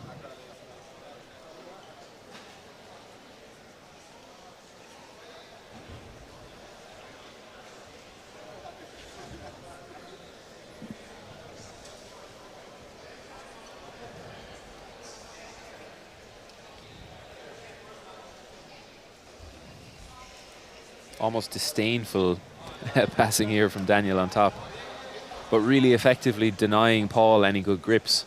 It looks like he's not doing much, but he's still leaning his weight on him. He's still moving forward and not letting Paul get any good grips of his own. Yeah, scoops up under on that leg, and again he immediately whips the leg over for the counter attack.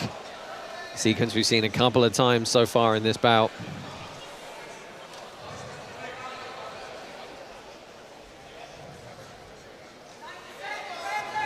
Oh, this rolling toe hold. Yeah, there's the toe hold. Oh. Yeah, he doesn't have great control over the knee yet. Wow, good attempt from Paul. And it was interesting, he opted to stay down and just recover half guard there rather than scramble back up to a standing position. I thought he might turn that toe hold into a knee bar as Daniel rolls. Sometimes it can be hard to control that roll when you're trying to finish the toe hold from there. Got about a minute left in this one.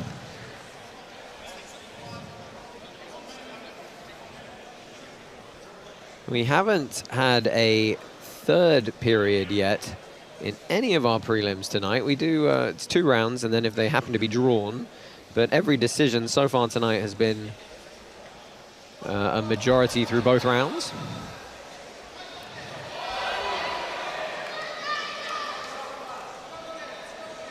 It's interesting to see what Daniel does in this last minute, because I feel like Paul might kind of be up in this round. That's what I mean.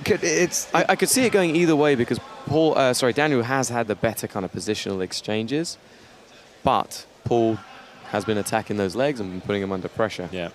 So I like Daniel maybe just to look at turning up that pace and really trying to force it. Well, almost managed to get the mount. He's in a half guard on top here with the body lock. He's got 30 seconds left to work. They really should try to put like a stamp on this round in some way. Yeah. And once you get past that top knee, that body lock, it's not as useful anymore. Usually you'll see people upgrade it to tripod pass type position to just finish the pass and get to the mount. Oh, quick rail drag again. Well, closing 10 seconds. Redmond scrambles up, looks for the foot sweep again. But Daniel Negru, solid and composed throughout that one. It's going to come down to how the judges scored this last round. Chance we could see a third. Here's the highlights. Yeah, I mean, in like a traditional point-scoring setup, I would definitely have, like, Daniel would be ahead on points, but, you know, Paul had some relatively, like, good attacks on the legs, so I'm really not sure which way around it's going to go. Yeah, Paul had the more effective attacks, submission attempts. Daniel with the more effective control. Yeah.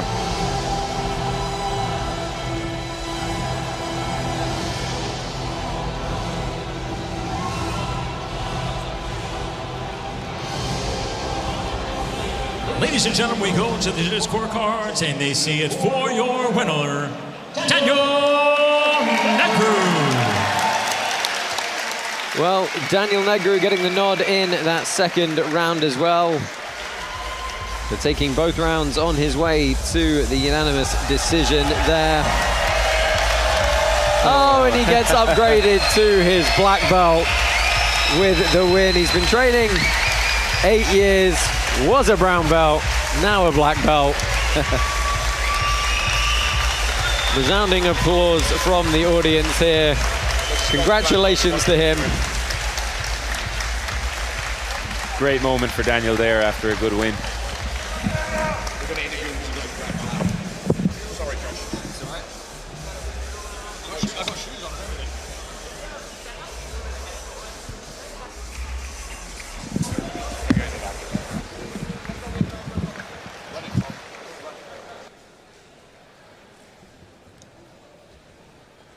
I'm here with our winner, Daniel Negru. Daniel, I've got to start with the obvious point. Congratulations, new black belt. How you feeling? I feel unreal, you know. Put in a lot of work and just training hard, and just to win the match against someone like Paul Redmond, you know, black belt, the veteran, feel good, you know, and to get the black belt from my coaches, I'm over the moon, yeah. You stayed really composed throughout that whole bout. Talk me through the end of the first round. You had nearly 4 minutes of back control there. Were you surprised you couldn't put him away there? Yeah, no, like I knew he'd be tough. You know, he's hard to finish. He's experienced. You can't just squeeze on his chin and he's going to tap. He's not one of them. So I knew I'd get behind him, and I knew that I could control him for as long as I wanted to. So, like, you know, I would have loved to get the finish, but hopefully on the next one, that's the plan, you know, to finish everyone. You showed some great composure. You came on top. You had some good counter leg locks as well. What was the actual game plan coming into this one? The game plan was just to pull guard, attack the legs, sweep and get on top. I knew he would probably want to wrestle. He's got that background in judo and stuff. So even though I'm confident in my wrestling, I just didn't want to play his game. I wanted to play my game. So I think the game plan worked well. I think it was executed well. That's not only a credit to myself, but it's a credit to my training partners, my coaches, Narius, Mohammed, John, everyone, you know. So the amount of work that they put into me, it's only right that I come out here and show the work that we can do, you know. You You're one of the kids coaches over at SBG HQ. I think the kids are going to be pretty pleased for you. Yeah, look, it's the dream job. I'm living the dream, you know, getting to coach the next generation. I started as a kid in SBG. Now I'm coaching the kids, you know, so I love it just as much as I love competing. So, you know, I'm happy I can do this, you know, I'm happy. Well, congratulations to you. We'll let you go and celebrate your win. Your winner, Daniel Negru.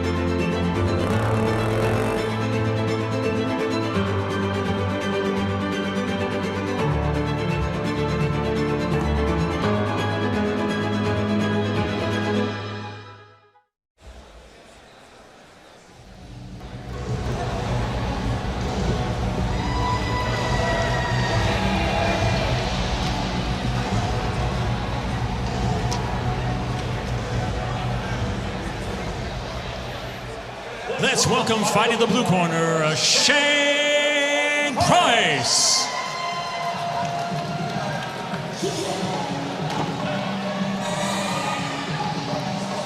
Shane Price, first to the mat here.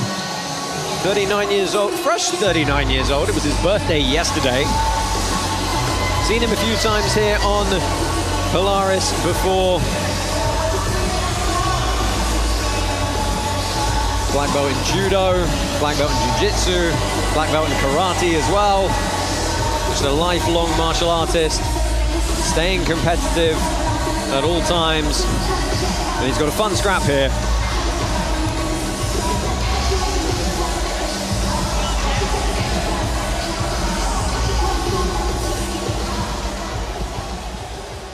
And now let's welcome fighting in the red corner, Kieran Daver.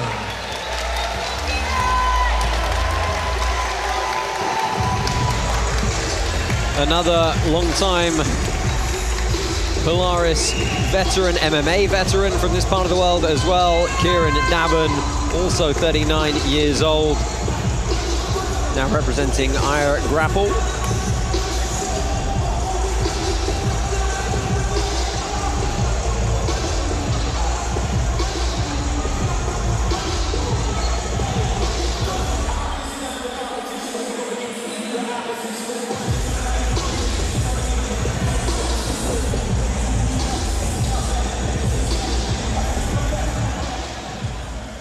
Let's get the action started. Our next bout is in the light heavyweight division.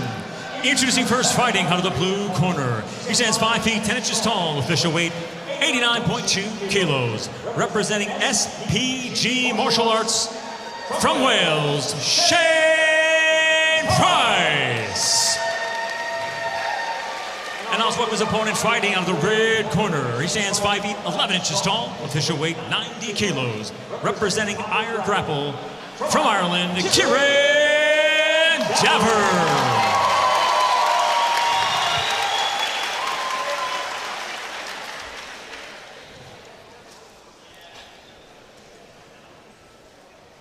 Shane Price with the leggings, Kieran Daven without, and it's a quick guard pull from Daven here. Definitely had some good leg lock success the last few years. Kieran's got a very nice style for no-gi, body lock passing on top, good leg lock entries and finishes on the bottom. Price looks to vault over the top on the Kimura grip.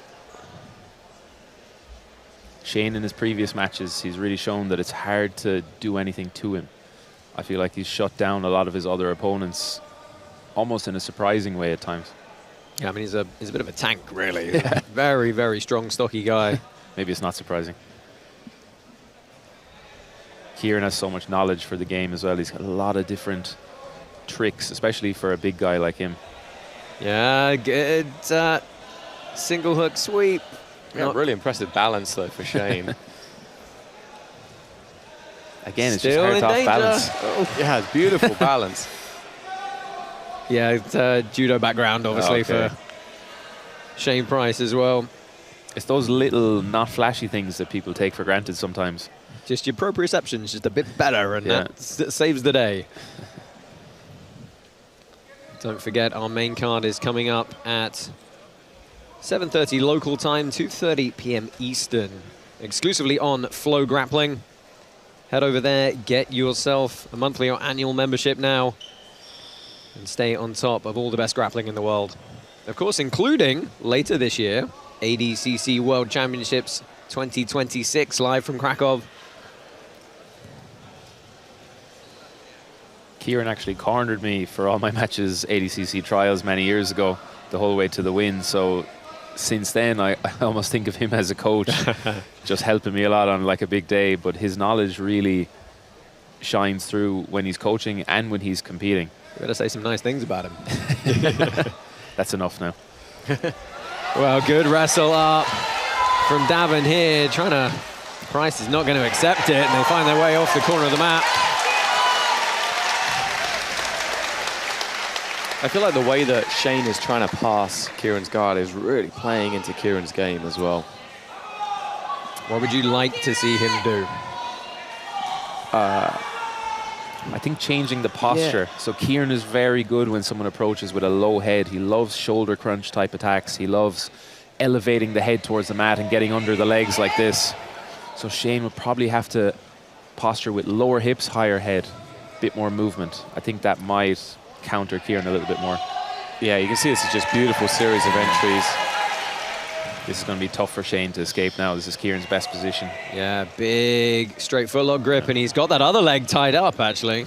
He'll test out Shane's tolerance to the ankle lock first, and then he'll switch off to the heel. There you go, and his big lateral bridge into the side of the knee. This is going to be tight. Oof. Well, Price staying incredibly composed here. And there's the submission. Kieran Davin with the heel hook gets the win here. I think he says, "Are you okay?" Because he was bridging hard into that. Yeah, you do need to bridge the opposite direction as they roll. That's the strength of the saddle, really. But then you get such a strong finish at the same time. Let's take a look at the replays. I'm going to go get a word with Mr. Davin. Talk us through it, gents. I mean, this was the near sweep, so he did. Like, Shane had a great balance through this match. And then I feel like Kieran got more comfortable with his positioning, and he got to chain a couple of attacks together right at the end.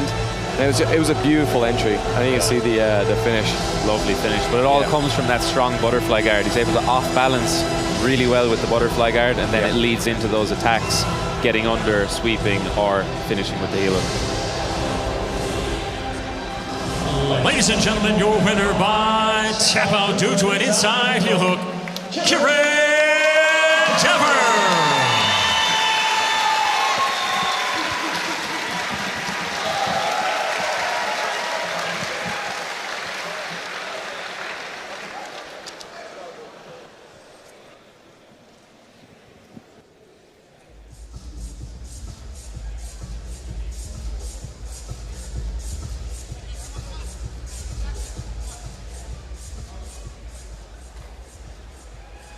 I'm here with our winner, Kieran Davin and Jackson, is it?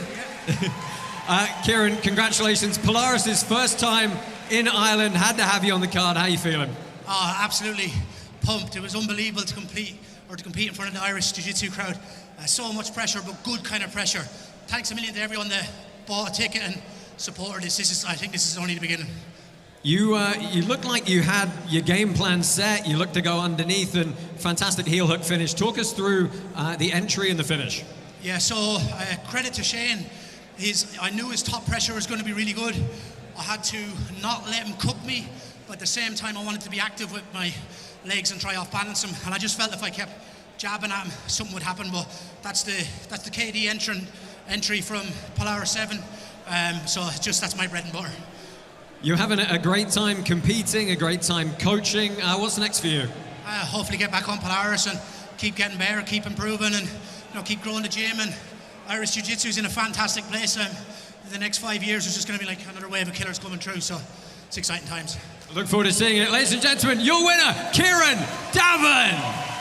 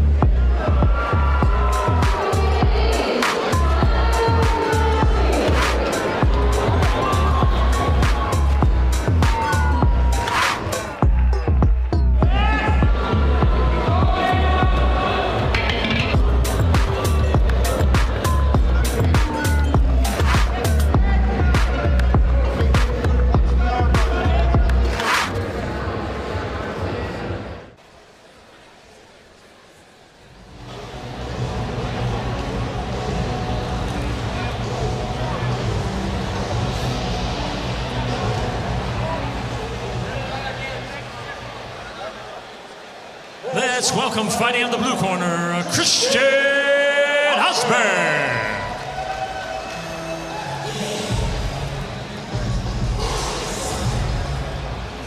Good to have Christian Osberg back here with us at Polaris.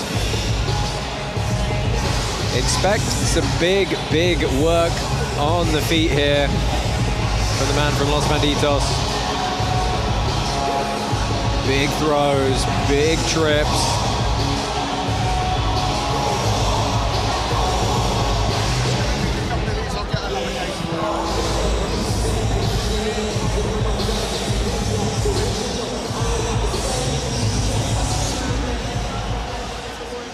And now let's welcome fighting of the red corner, Mohamed Abtarhano.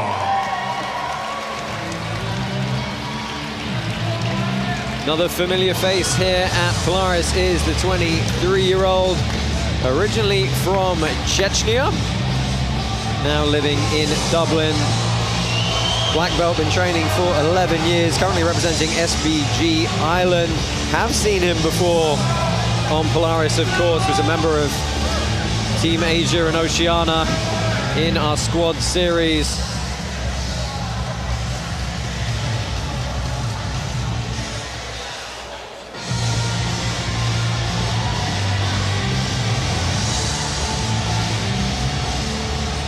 Let's get the action started. Our next bout is in the light heavyweight division. Introducing first, fighting out of the blue corner. He stands 5 feet 10 inches tall, official weight 93.3 kilos. Representing Los Banditos from Greece, Christian Hosberg. And now let's welcome his opponent, fighting out of the red corner. He stands 6 feet 3 inches tall, official weight 92.8 kilos. Representing SBG Ireland, from Ireland, Mohammed Aftarhanov.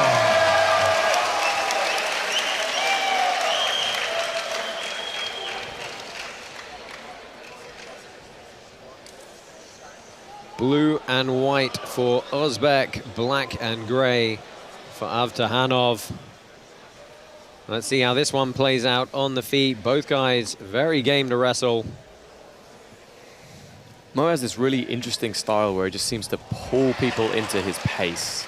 And he's like this, like we were talking about, that kind of slow glacial pace, but it's super effective. Well, it's a pretty easy completion for him on the first double of the night.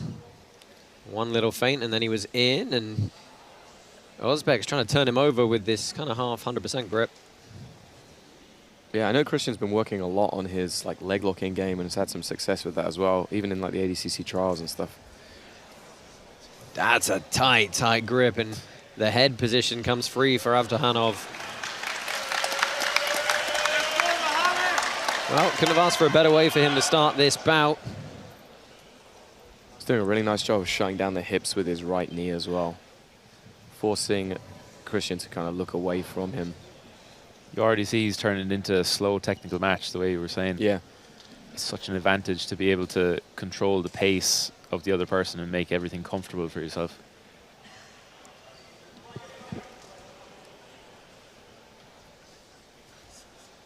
Looks like he's trying to slowly walk those fingers up and connect them together. See him reaching for a deeper crossface underneath the neck.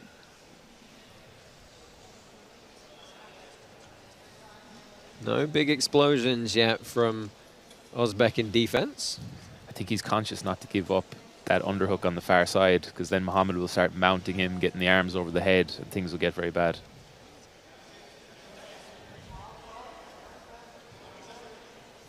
Again, relatively easy repass from Mo, straight to north-south. Now he's looking for a Kimura grip. Yeah, he was trying to march up behind that arm. Playing in this north-south position for now. Yeah, you can see how calm Mo is as well, just kind of like taking everything in. He's almost letting Christian move a little bit so that he has more openings for attack. Sometimes it can be difficult to actually get an attack going when the person on bottom is just trying to keep everything tight. I mean, hey, if you can hold someone down for a long period of the round without having to really expend much energy to do so, you got to be pretty happy with that result. But Mo's always making like little continuous adjustments. You can kind of see it here. He's not static in his positioning, but he is not moving fast either, you know. It's tiring for Christian. Yeah.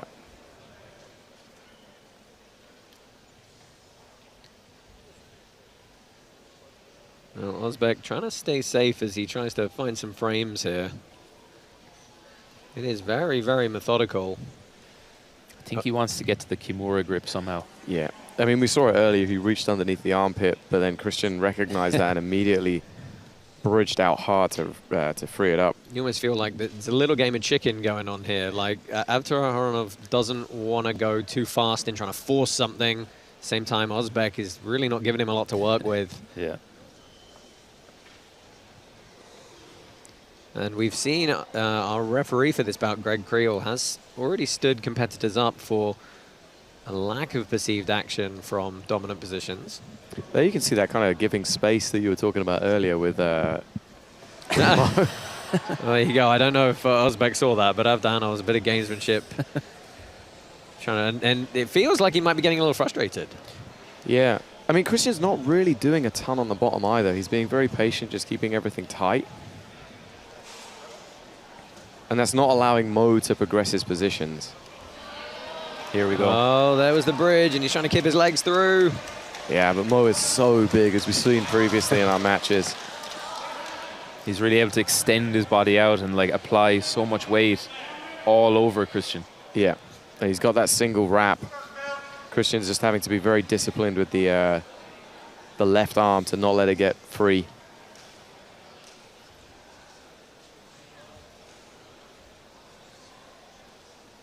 Let's see if he can get behind that arm now. Not able to. Ozbek really keeping the elbows safe at all times. Just 30 seconds left. I think at this point, Ozbek's got to chart this round up as a loss and just stay safe. And, you know, you can't really 10-8 around under the system we use here at the Polaris prelims. It's either a win or a loss. So, you know, he's almost certainly lost this round. It doesn't matter to what degree he loses it.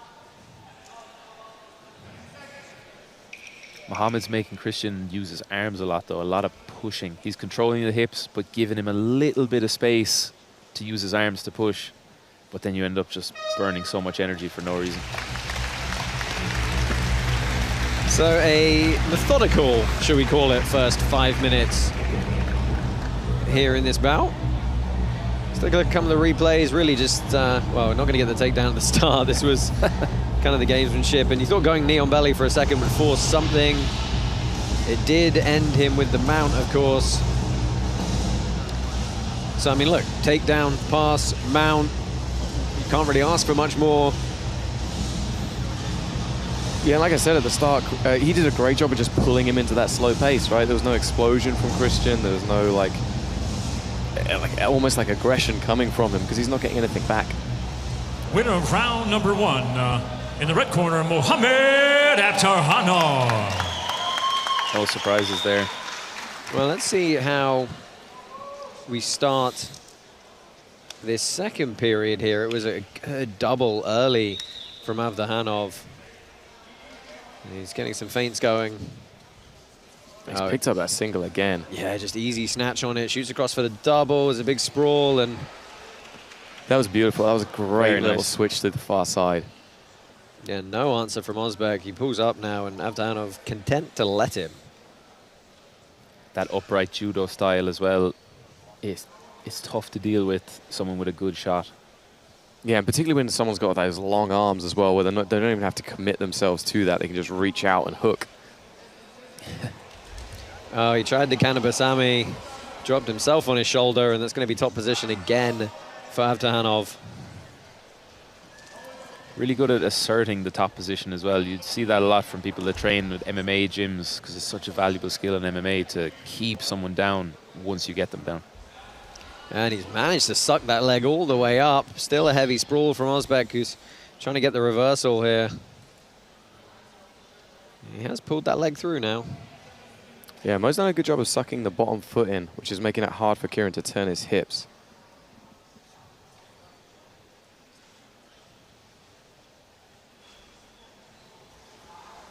Oh, gets the bridge over. This is better for Mo now. He has both legs controlled. Yeah, but now Christian dives in on the leg. Let's see, can he keep the knee line? He cannot. He tries to come up on top, and Abtarhanov straight back to his feet. There's good timing on the shot. And again, snatches that leg through, sits him down to the hip.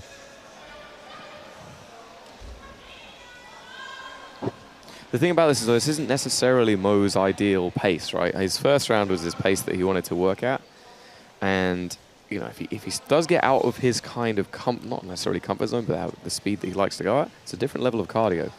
It's different when you're outside of that pace, that comfort zone that you want to work at. It's much more challenging. He's definitely going at a faster rhythm than he wants, I think. He even looks to have slowed down a slight bit after some of those wrestling exchanges. Yeah, and he did have to bear a bunch of weight in the sprawl there. I mean, he may have been doing a good job of sucking the leg through and going through the position, but he still had to fight from a disadvantageous position. Christian really needs to use this attack now because he's after giving up the top position, which I think was very valuable to him in the first place. So he needs to make this leg attack count. Yeah, I mean, he's done a good job so far in this round of actually getting up off the bottom pretty effectively. But Mo is now chasing those hips. Yeah, trying to shake those legs free and crab ride his way up. Comes up on the leg drag. On the leg drag with the body lock. Still a chance to roll through. He's trying to hide that foot. Christian's pulling it inside. Has an opportunity here. Yeah, I think that left hand of Mo is stopping him turning the hips the way that he wants to go. Like, it's just locking him into position. Yeah. And it's forcing him to go to, like, not necessarily the optimal position to attack the legs.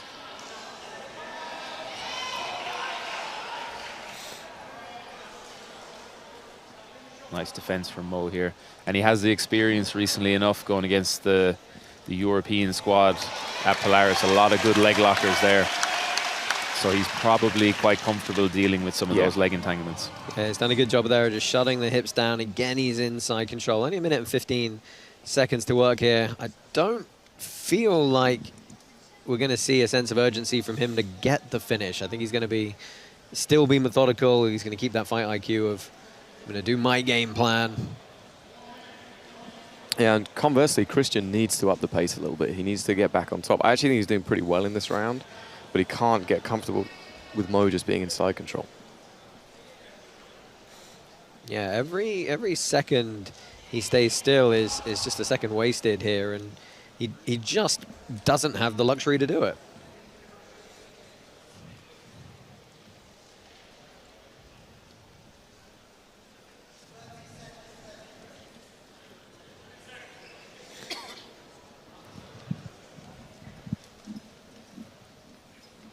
Yeah, Mo's just kind of eating away the clock in that ride time.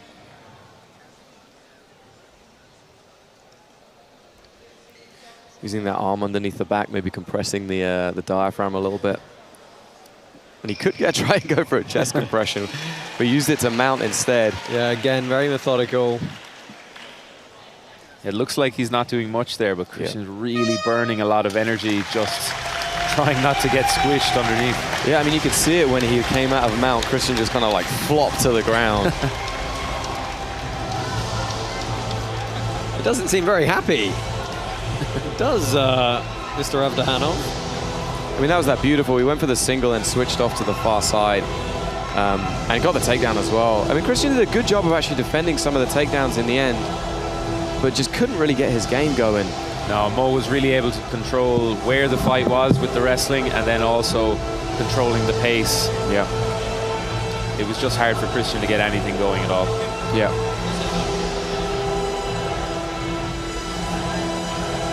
Ladies and gentlemen, we go to the judges' scorecards, and they see it for your winner.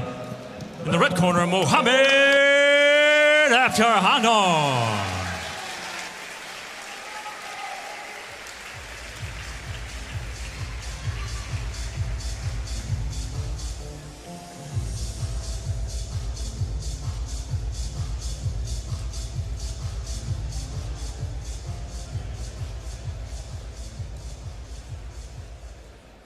Mohammed, congratulations on your win here.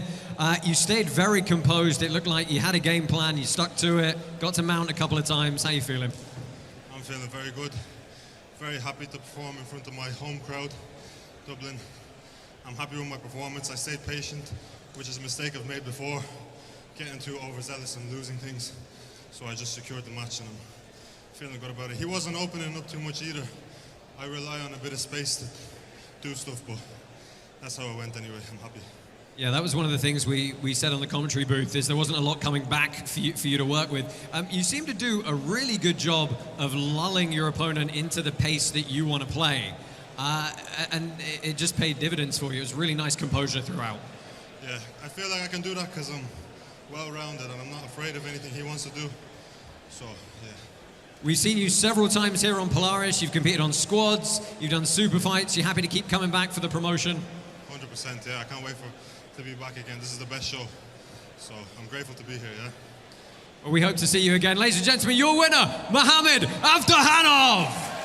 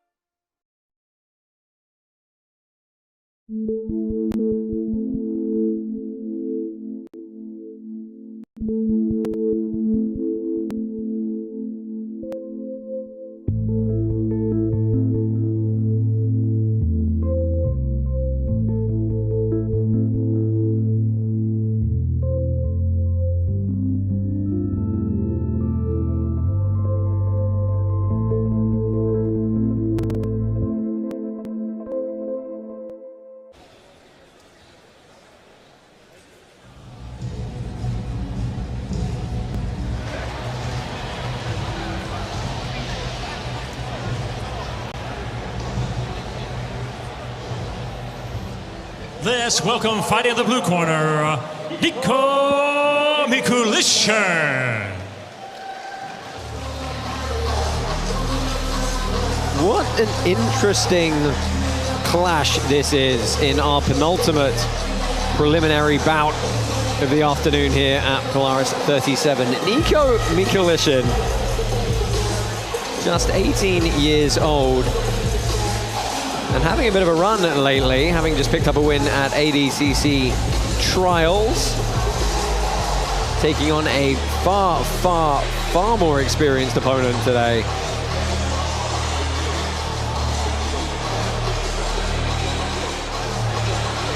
Another member of Los Banditos. He has a huge training room of guys. You're going to see a few of them on our main card up in a couple of hours in our squads format representing Team Polaris. So very prepared to come into this bout. And now let's welcome fighting in the red corner, Marcus Phelan. Nice to see Marcus Phelan back on Polaris. 34-year-old man from Dublin, been training for 16 years. He European champion at black belt and purple belt. Seen him twice before on Polaris. He's 2-0 here, most recently against Tommy Pulkkinen, representing East Coast Jiu-Jitsu Academy. Long-time Irish standout Dara O'Connell out to corner him.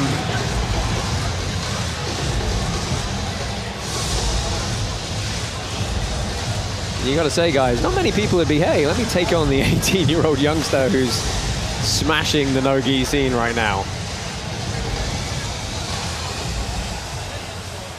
Let's get the action started. Our next bout is in the welterweight division. Introducing first, fighting out of the blue corner. He stands 5 feet 8 inches tall, official weight 71.4 kilos, representing Los Banditos from Poland, Niko Mikulishin. And now let's welcome his opponent fighting out of the red corner. He stands 6 feet tall, official weight 72 kilos, representing East Coast Jiu-Jitsu Academy from Ireland, Marcus Phelan. No surprise, we have a partisan crowd for this one. Chelsea Lear is your referee. This fight is brought to you by Venom, the biggest brand in combat sports. And Mikulishin quickly looking to push the pace here. Drag from Phelan to the body lock. And sticking to it really nicely as well. Good start from Marcus. I think Niko needs to be careful not to keep pushing Marcus to the outside, because he's not going to get any of his techniques working in that situation. Like the second they go out of bounds, they're going to get reset back to the middle. That's the difference between something like this and the ADCC, where ADCC you can just keep running out of bounds the whole way. Potentially 3 5-minute rounds as well. It's a long enough match. I feel like Marcus, if it goes past the first round, Marcus might have the edge with the experience. He looks a bit more efficient now as it is, and he always has great conditioning. So I'm curious to see how it goes if we do go into the later rounds. I mean, there's something to be said for veteranship. Particularly with the, the competition pedigree of Phelan. He's been around the block in his 16 years of training. Definitely, Niko's coming off a win at ADCC Trials, really big win. Lots of tough top Europeans in the bracket, but Marcus is someone who's had that kind of level for close to 10 years. Yeah, Nico's doing a lot of feinting, but then not a lot of actual entering into the legs. I mean, if you can get Marcus kind of reacting to a lot of those things, then it's going to help him out later in the match. Yeah, it's also psychologically threatening that this is going to be a fast pace the whole time. Yeah. It's quite draining as well to have to continually to react to those things. Right, you breathe slightly wrong, it really starts playing with the cardio. Marcus with a big height advantage as well. It's something that can be kind of annoying if you're used to competing against people that are a little shorter. That height advantage, there's a lot of mechanical strength that comes with that. Yeah, and I mean, Marcus is relatively tall for the division, right? Nico's kind of a more standard size, so I'm assuming that Marcus is probably more used to the distance, to the space than Nico would be. Yeah, and he's struggling already to shoot in. Marcus able to frame away with the long arms. Yeah, he's got inside control here, and it does look like Phelan's doing a good job of weighing on the head repeatedly. Oh, and could just be a slip there. Yeah, I think it was a slip. Nico kind of like pushed forwards. You see Nico's very game, straight back to the center of the mat. Yeah, and he wants that grip under the leg. He doesn't want to give Phelan a chance to get back up.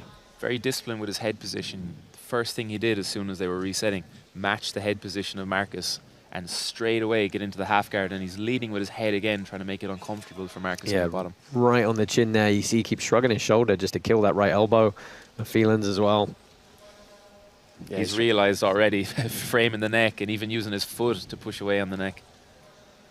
And this is the thing, like the takedown game and the passing game for ADCC is so hard because you have to take down and secure a position on the way, and it makes for a different type of tenacity coming into these positions.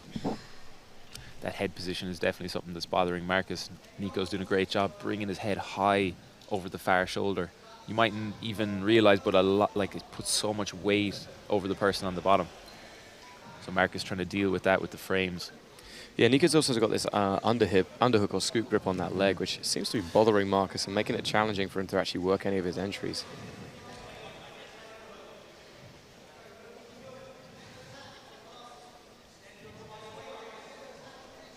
Phelan trying to reinforce that frame. It's just suddenly the 18-year-old seems to just be a bundle of muscle here on top. It's hard to off-balance Nico. He looked for a leg, and Phelan was able to deal with that fairly quickly. I'd like to see Marcus scoop a leg here, try and use that to off-balance, because it's very difficult trying to off-balance only focusing on the upper body.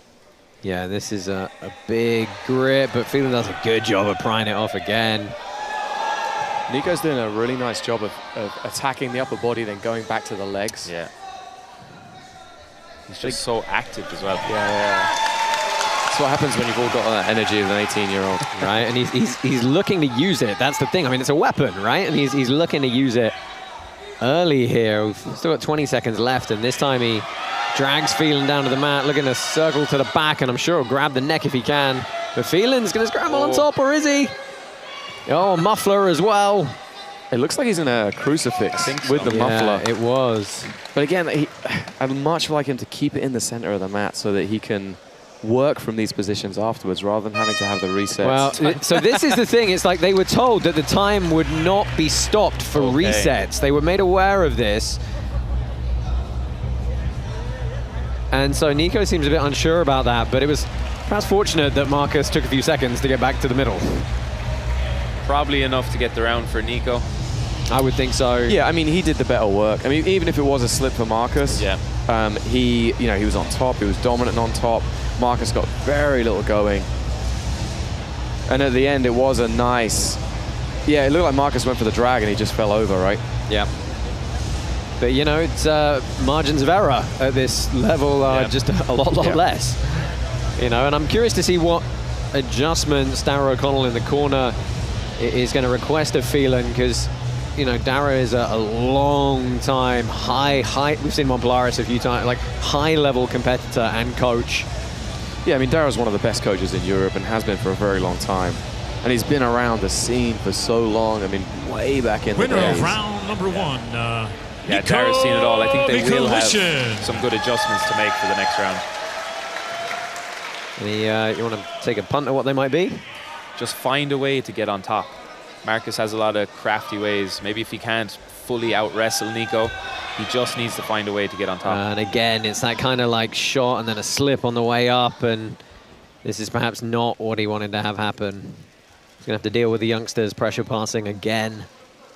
Yeah, and you can see that, that Nico is just closing the head in as well, disrupting the breathing of Marcus. And just staying glued to him as well. There is not an ounce of Darce here. Yeah, looking to lock it up. This is looking tight. Marcus needs to put his back flat on the mat and start turning side to side. Yeah, I mean, even if he doesn't get it, it's going to make it tough on Marcus's lungs, right? Oh, he's turning into it. This could be the finish here. This is looking tight. Mikulishin. Oh, big squeeze. He might have to give it up here, though. Yeah. Yeah, I mean, that was a much better... Well, I mean, Marcus did a great job of escaping, you know, putting his shoulders flat to the mat, which is what he needed to do. But, you know, Nico got the pass off that.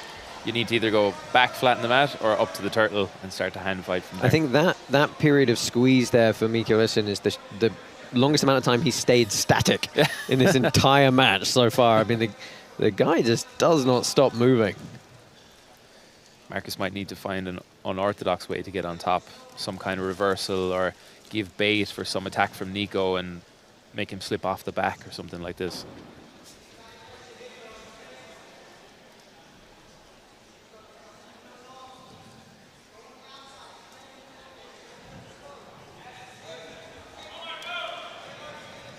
Looks like Nico's again hunting for the Kimuras. Yeah. He got that hand on the right arm underneath the armpit, and he's switched over to the left.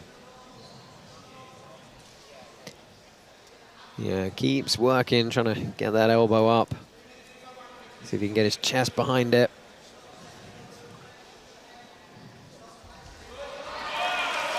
Well, good work from Phelan to get back to at least some position.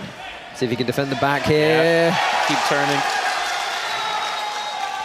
Good scramble from the pole. Yeah, and still 3 minutes to work as well in this round. That was an opportunity for Marcus there in that scramble, but Nico did a great job just latching onto the back and straight to the body triangle as well. Yeah, and he's on the neck here. Don't have to be under the chin. It's going to be, and there's the submission. He gets the crank. Nico Mikulishin takes a bow. Marcus Phelan staying in it as long as he could, but just too much movement and energy and strength from the youngster there. Yeah, I mean, this was the Darce. He used it very effectively to set up the submission, but also set up the pass as well. And when Marcus did go back to the ground, he then was able to set up the turtle, take the back, immediately connect to that body triangle, and then put the squeeze onto Marcus.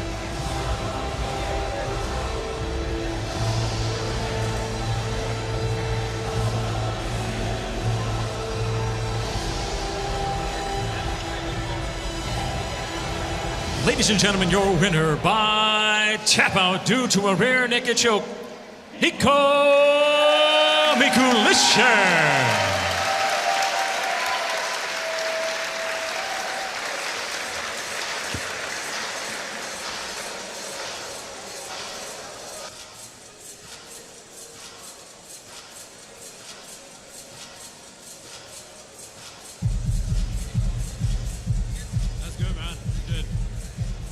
I'm here with our winner, Nico Mikulishin. Nico, you look like you just wanted to keep the pace and going and going and going. That cardio is a real weapon for you. Thank you very much. Yeah, I like to work on my cardio a lot. And I feel like being young, it's easy to use that against some of your older opponents that you face. What was the game plan coming into this one? The game plan was to start off standing, look to snap into either front headlock, move around to the back and get this up quickly, or put him down like I did, and then work to pass from there, get to the mount and get the back. But as you mentioned, you know, Marcus, a little bit older, a lot of veteranship on his side. Crafty opponent. For sure, yeah. Marcus Phelan is super good, guys. Guys, let's all give it up for Marcus. Super, yeah. It was nice of him to take the fight. Yeah. You've had a really good year so far. What are you looking forward to next? I mean, we know, but tell the folks at home. Yeah, ADCC. The aim is to go out there, win it, be the youngest to ever do it. That's the aim. I think you certainly got a shot at it. Everyone can catch that live and exclusive on FloGrappling. We'll see you there. We've got one more preliminary bout coming up your way. Congratulations, ladies and gentlemen, your winner, Nico Mikuleshin.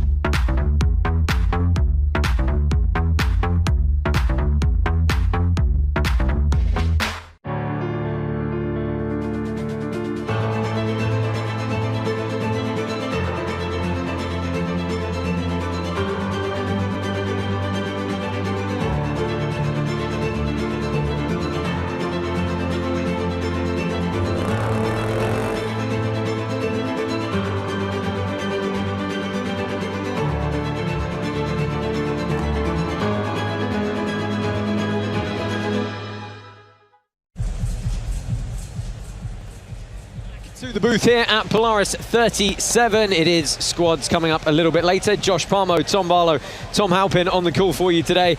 Guys, we've had some great prelims so far. We've still got one more coming your way. That's Marcin Machalevich and Gianluca Maltese. Talk about that in a minute. But what stood out for you so far? We've had some great matches through the first 13 bouts here. Yeah, there's been some great submissions we've seen scattered throughout the card. An early one from Richie Bukowski using a nice counter leg lock.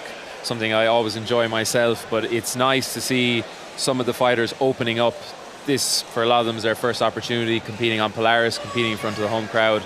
And Richie, I thought, was really impressive there, countering, getting the finish early on. Yeah, we had a great ladies match with Selma Vick putting her stamp on it with the rear naked choke as well. Yeah, I mean, Selma did an amazing job in that match. A beautiful little sequence to take the back and then also get the finish. Like, Selma's been on a bit of a tear lately. She had that loss against Adele Fornarino, but honestly, Adele is one of the best in the world. Selma's come back from it, obviously put the work in the gym and put on an incredible performance and got the submission in, what, like 90 seconds? Yeah. Yeah, and we've had some good kind of veteran performances as well. Kieran Davin stepping in against Sean Price. That was Shane Price, sorry. That was a fun one, and Davin really showed how he's continuing to mature as a grappler. That was an impressive one. Shane, as we were talking about earlier, he's gone against some tough opposition on Polaris, but he's always hard to budge, hard to attack, hard to do anything to him. And Kieran just came in with a great game plan, was able to off-balance, use the butterfly, get in on the legs, and again, a really tight finish. Thankfully, Shane tapped in time, but very impressive work from Kieran. Yeah, we expected maybe some more takedown work from Christian Ozbek in that bout against Mohamed Avtahanov. We didn't see it. We saw Avtahanov do what he does and lull people into this game, and he kind of looked flawless through just methodical composure. Yeah, I mean, I was incredibly impressed by Mo's takedowns. I thought the way that he entered the single leg and then switched off to the far side was absolutely beautiful. And as you say, Josh, he has this inhuman ability to just pull people into his pace. and he slows everything down and slowly breaks them down. Pretty much what he did to Christian. Christian did do a really good job of starting to work in that second round. He made some adjustments, started to build some height rather than just play off the guard. But I mean, Mo just put on a great performance. Yeah, one of the things we're going to be talking about a lot as we get into our main card later today is ADCC. It is, of course, this year, coming up in September in Krakow, in Poland. And there's a lot of people on the card tonight who have had good performances at trials. We're going to see some of them there from both Team BJJ Stars and Team Polaris as well. And, of course, we're going to see the man we just saw, Nico Mikulishin, who, 18 years old, looking like an absolute murderer. Yeah, he got off to a really quick start against Marcus. We were wondering, would he be able to sustain that pace for the whole match? And to be honest, he probably increased the pace. He overwhelmed his opponent a little bit. And I guess we forget, when you're that young, you get off to a good start in your career with some big wins like ADCC trials. He's obviously training hard for that, and he's shown that he's just getting better and better as time goes on. So it's going to be interesting now to see him back on Polaris in the future and also ADCC in a few months' time. Yeah, I think one of the most impressive things about Nico was we were concerned like how much he was going to feel the pressure of being in this environment. He's got so much hype behind him, and he came out, performed so well, put an absolute clinic on Marcus. That bodes really, really well for the ADCC. Like, going into that event, he's clearly not fazed by being in this environment. He's going to put on a show, I'm sure. Yeah, I mean, he was great on the mic as well afterwards. It's kind of like this whole package you look for in someone who's got the chance to become a more established, long-term professional. Let's have a quick pivot just before we talk about the next bout that's coming up. We have, of course, got our main card coming up at 7:30 p.m. local time. That's 2:30 p.m. Eastern over in the US, live and exclusive on FloGrappling. It is Polaris 37 Team BJJ Stars taking on Team Polaris. Lots of things to talk about. If you stayed tuned to the Instagram reels for FloGrappling lately, they will have broken the news that unfortunately Mateusz Szczecinski succumbing to food poisoning last night, and he's had to pull out, and we've had to have who was it? Kieran step in. Callum O'Mahony, sorry, step in on very short notice. But boy, it's a great replacement, and Team Polaris are powerhouses under this squad's rule set. Yeah, I mean, Callum actually is a great choice for this rule set. The Team BJJ Stars are actually kind of more of a traditional no-gi kind of Brazil style, where they use a lot of heavy pressure, a lot of takedowns. And Callum has amazing wrestling. We saw him before on Polaris, where he put on a clinic. So actually, I think it was a very, very good tactical choice to bring someone like that in, who can stand with them, has great athleticism, great cardio, plus has a good submission game too. Yeah, and it's arguably a different type of game to a lot of the other guys on Team Polaris, right? Yeah. One thing we will certainly talk about at the opening of the show, right? They are more traditionally those submission hunting leg lock guys. They all have very high finish percentages in their matches. As you said, Team Brazil, classic, like, we're going to muscle, pressure pass, hold you down kind of thing. Yeah, and it's an interesting replacement, swapping Mateusz out for Callan, because they've completely different styles. The Polaris squad were pretty much all leg lockers before, obviously Santeri more of a classic style as well, but now they have a wild card almost in, someone who can be a bit more explosive. The other team don't know what to expect. They can breathe a little bit on the leg locks, because Mateusz was always going to be a big threat there. But it's very interesting that it changes things up strategically quite a bit as well. Yeah, one of the things I've always said that Mateusz brings to this environment is it's not just the submission threat, it's the fear factor of, it's like, okay, if he gets me, how bad am I going to get hurt? Right, and now they don't quite have to worry about that. So maybe BJJ Stars a little bit happier about that. But look, they've got some pretty solid guys as well. And they've got a youngster in Julio Martins as well, who's another guy who just stormed through Brazil trials and is coming in. Hey, he's younger.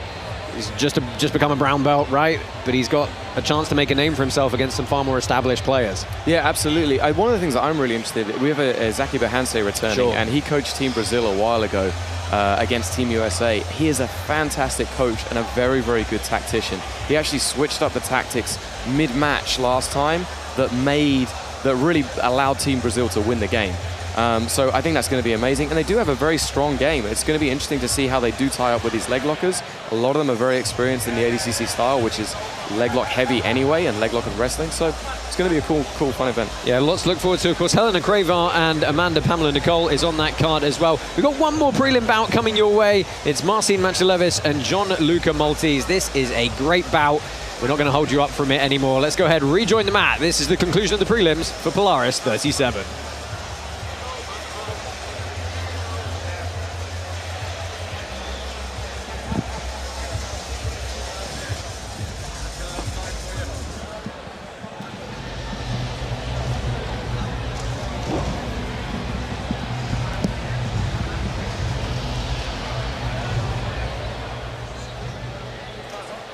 let's welcome fighting the blue corner, Marcin Maciulewicz.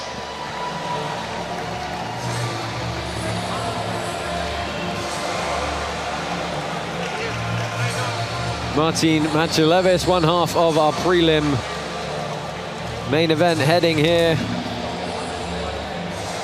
No-gi world champion at brown belt, medaled at no-gi worlds at black belt as well. Has picked up trials wins before back in 2024. Very, very game competitor.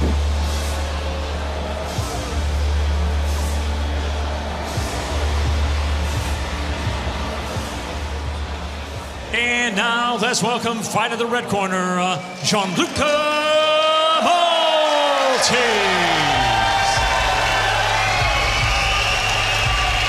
Gianluca Maltese, second time we've seen him. Well, not second, I think fourth time actually we've seen him on Polaris, but didn't have a great outing last time. Looking to bounce back here. Originally from Venezuela, but based in Dublin at Royal Grappling Academy. Decade of training for him.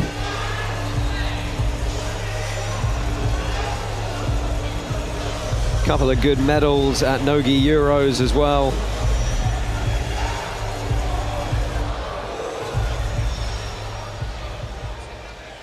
Let's get the action started. Our next bout is in the heavyweight division. Introducing first, fighting out of the blue corner. He stands 6 feet 2 inches tall. Official weight 99.4 kilos. Representing Agatorsk Fight Club, Poland, Marcin Maciulewicz.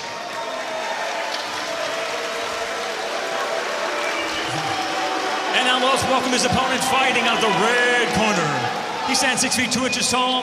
Official weight 99 kilos. Representing Royal Grappling Academy from Venezuela, Gianluca Maltese. Grappling fans are usually so polite, but I think we got our first booze for the first time tonight for Marcin Maciulewicz. He is in the green and black, gray and white for Gianluca Maltese. This is the conclusion of your Polaris 37 prelims. Yeah, and both these guys are really fun competitors. Gianluca coming off a gi match at the last Polaris as well. He's someone who competes a lot. Gi, no gi, all different rule sets. Marcin then a bit more focused on ADCC and the no gi scene especially.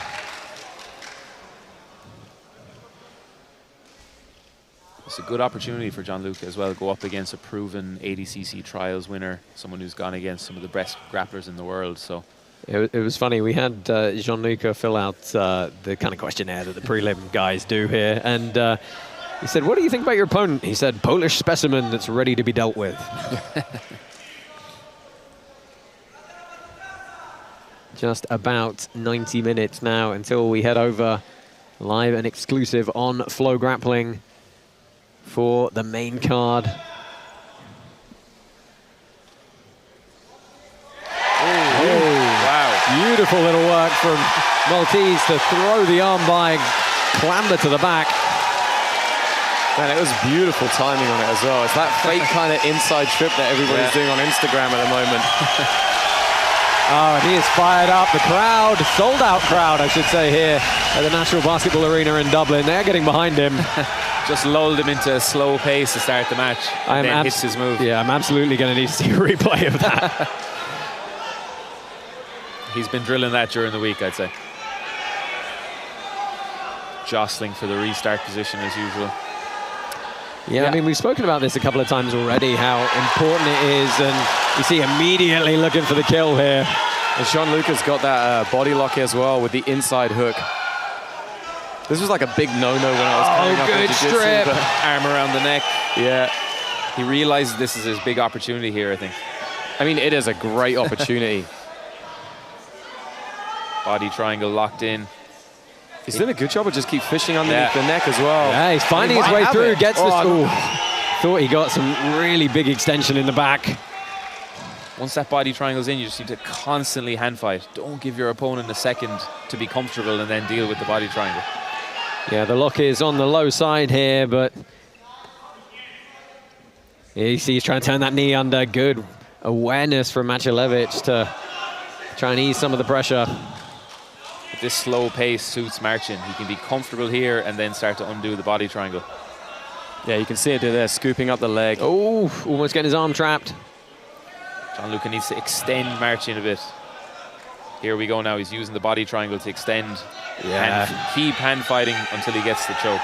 Not he's going for that mandible. Well, he is just, here's the thing, every grip he takes across the neck, he's making sure he gets some form of crank and pressure, and you can see the wear on the face of the Pole already. Are we going to see another Scottish twister? We saw so many of those last time, but no. Oh, he turns around, and Gianluca Maltese probably going to have to play some guard now. Marcin's kind of wearing it on his face a little bit from the... exactly. Now he's going to want revenge. Yes. Well, he's got to be careful not to overcommit, right? And he's still got to try and impart his will on him, but if you make it a slip up, you know, Gianluca Maltese is going to be able to pounce. Yeah, I mean, that back transition was so smooth. Oh, top leg lock tight entry. He's got a good bend on the ankle. Gianluca defended that nice. Just pushed his foot through a little bit deeper to take the pressure off and then build some height. Yeah, and immediately snatches his foot out of danger as well. Confident start for Gianluca, and that attack from Marcin used a lot of energy. You could see he really upped the pace in revenge mode after he escaped the back. Yeah, so the question is, with a minute 20 left here, what has Machalevich got to do to win the round back? Right, he had a lot of back defense, a lot of threats on the back as well. I mean, he needs a significant entry or significant attack that really threatens Gianluca. Yeah. In these 5-minute periods, whilst they force a pushing of the pace, you know, you get behind in them, there's just not a lot of time to claw it back. I wouldn't be surprised if they're both realizing now that the round is kind of decided, save their energy for the second round. That's quite possibly the case, but we'll see. Marcin looks like he's fishing for the false reap. Gianluca's really slowed down, like he's not putting anything on Marcin. I think that's actually a little bit of a mistake because it's just going to allow Marcin to keep coming back into the match. Yeah, and gain some confidence back. Yeah. Big stomp to the chest from Machalevich, earns him the space needed to scramble up.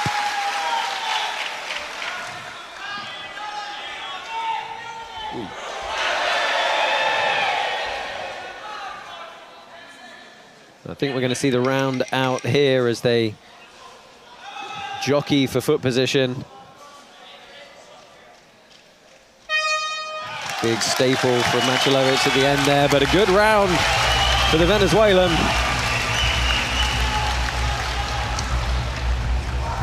Let's take a look back at the start of that round. Hopefully we get the throw by here.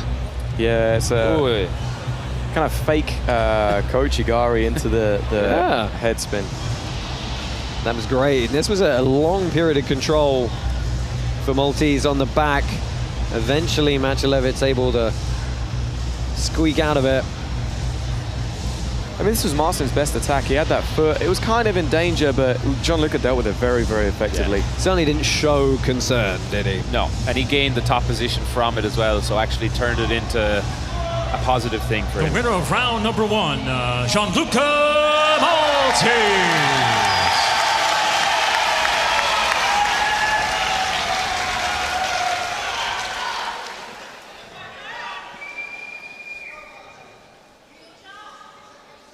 So Gianluca Maltese getting the first period on the judges' scorecards there.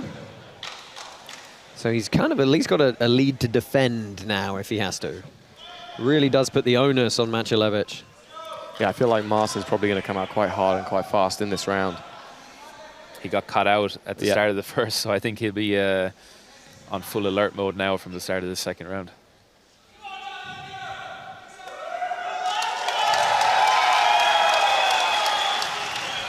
Looking for that underhook. Yeah, it was a big pummel, but not able to drive it that deep.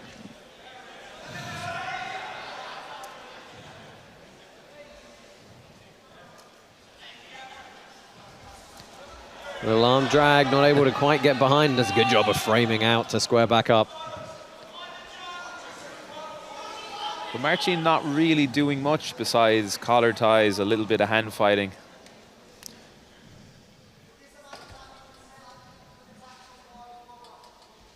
Yeah, he's got to start taking some chances here.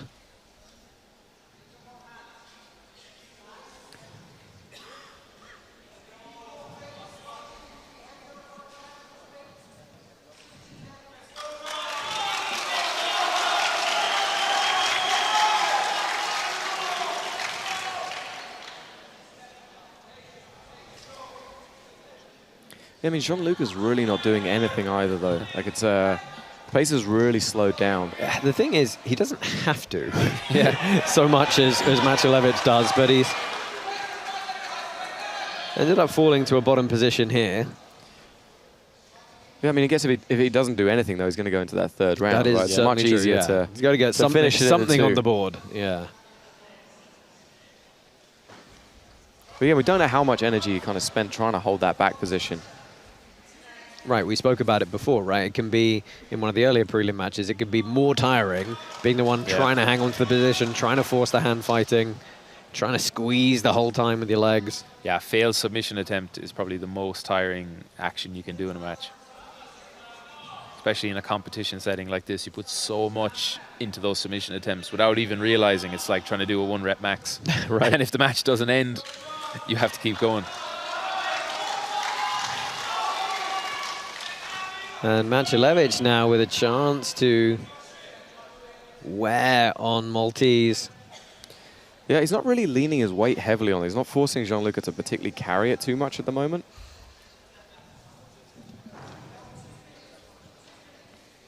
Well, Maltese happy to play the inversion game, try and snag a leg here.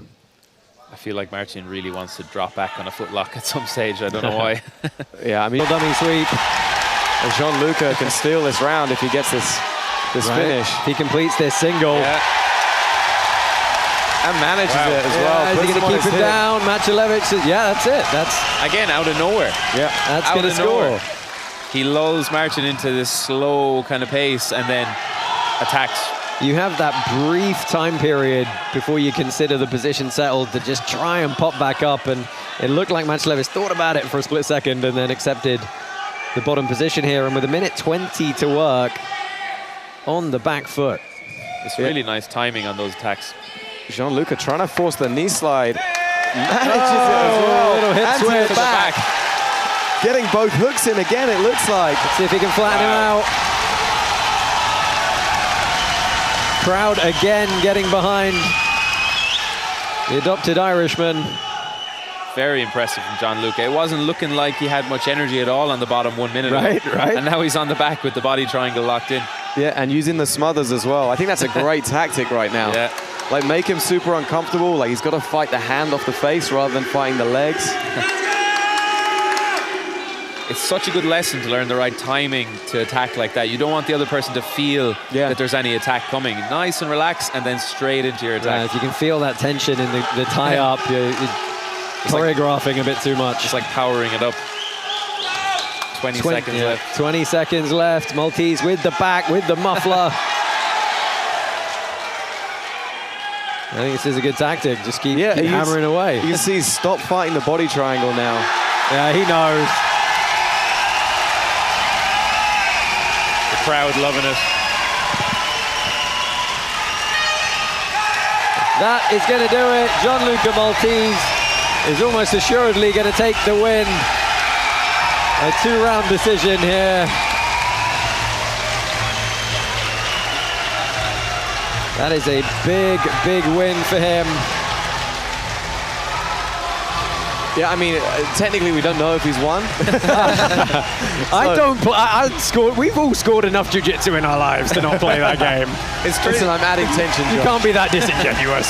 It all comes from that dummy sweep. Something you learn in your first self-defense class that kind of doesn't work. Yeah, let's take a look here. Yeah, it's just like a tripod. Tripod. Yeah. There we go. Tripod sweep, sorry. And then he picks up the leg, sweeps out that back leg. And like Martin just kind of, he momentarily tries to stand and just can't quite do it. And then, you know, Martin got a little bit overexcited, rushed to take the back, or rushed to pass, and ended up giving up the back. Great fundamentals.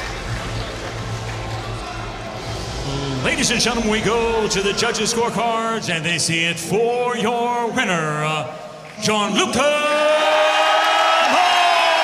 Maltese.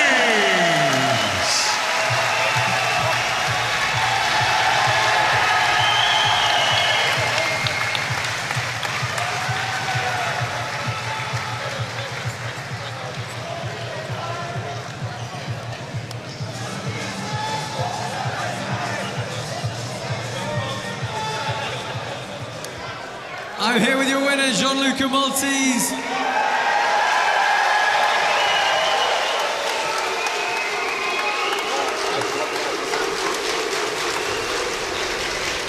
I'm going to start with the easy question. How about the support in the crowd?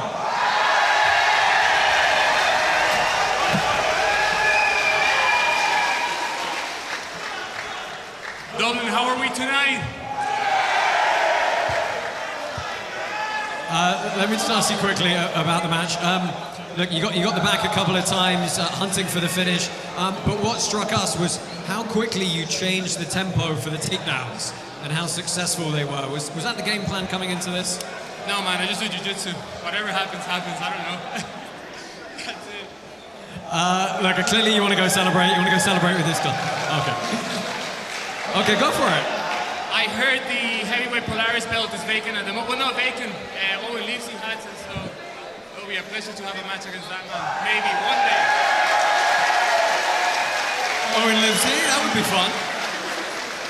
I thought your wrestling was great. Yeah. Well, I'll let you go in a second. What's next? Shout out to Bill McCann Wrestling. 3 years in Silverbridge, and that's all you need, baby.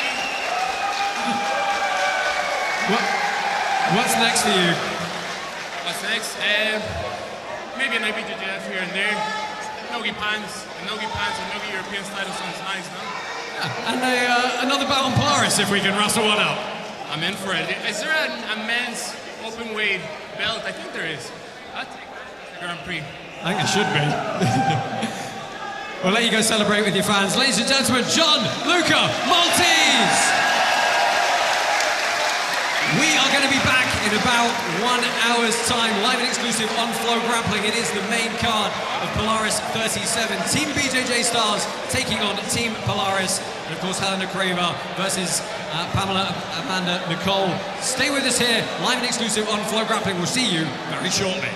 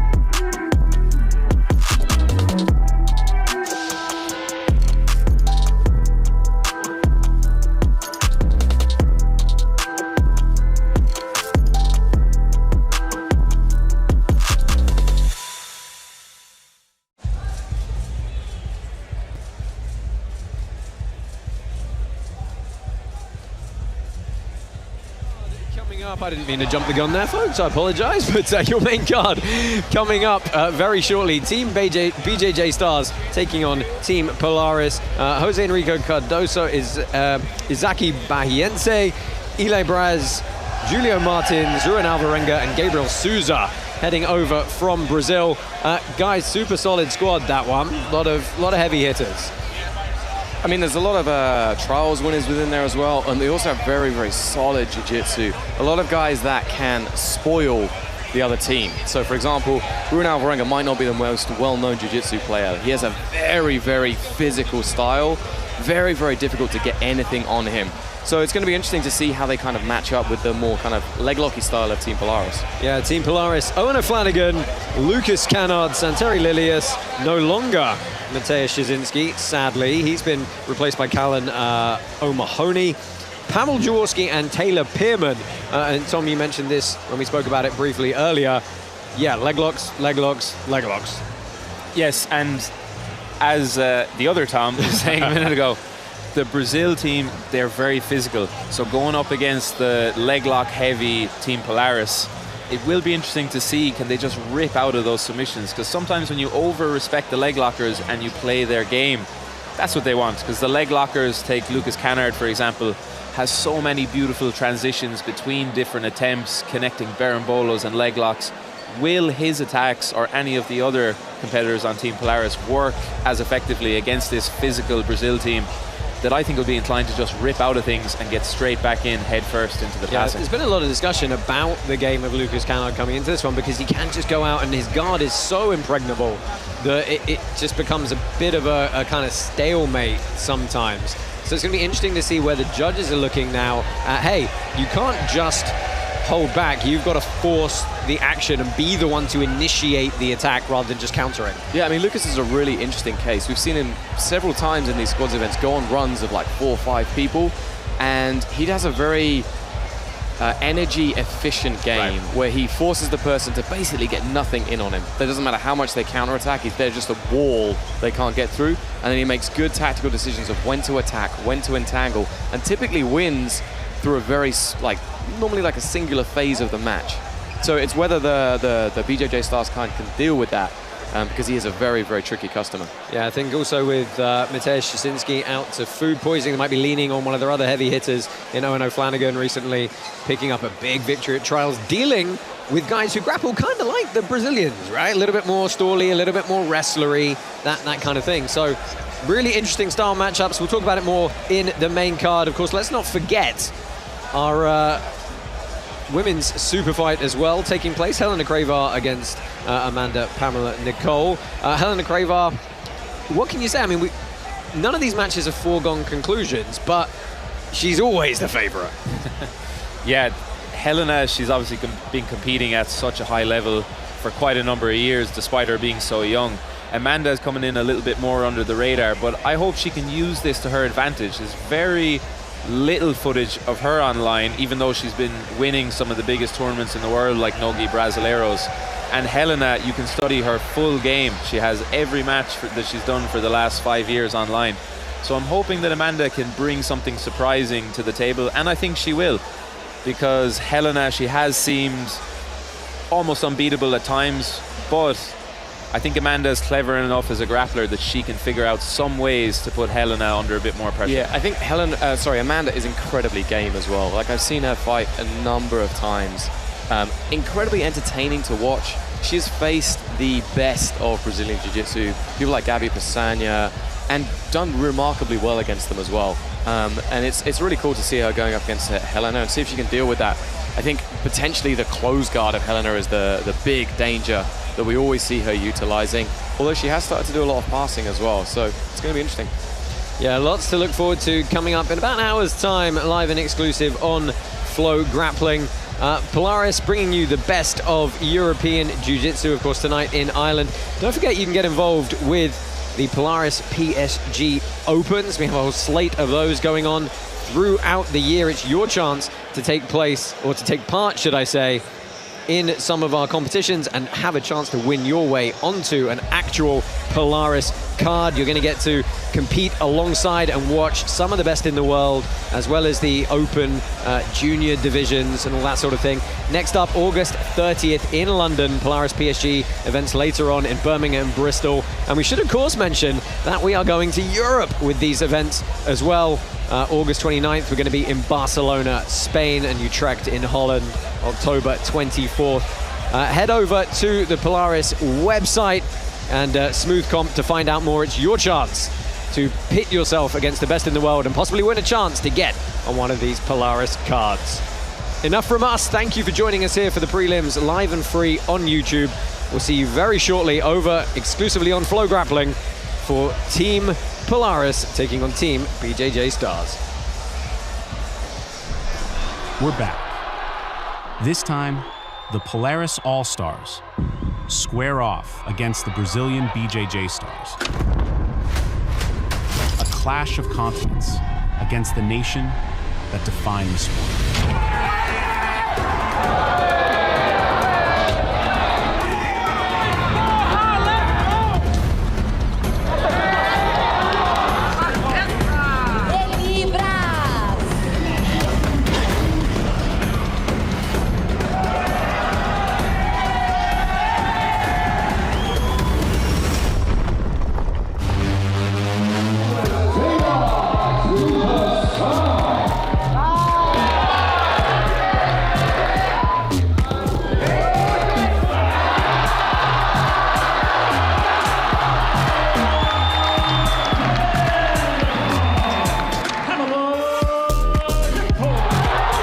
world's most exciting format and the world's most exciting athletes land in Dublin, June 6th, live on FloGrappling.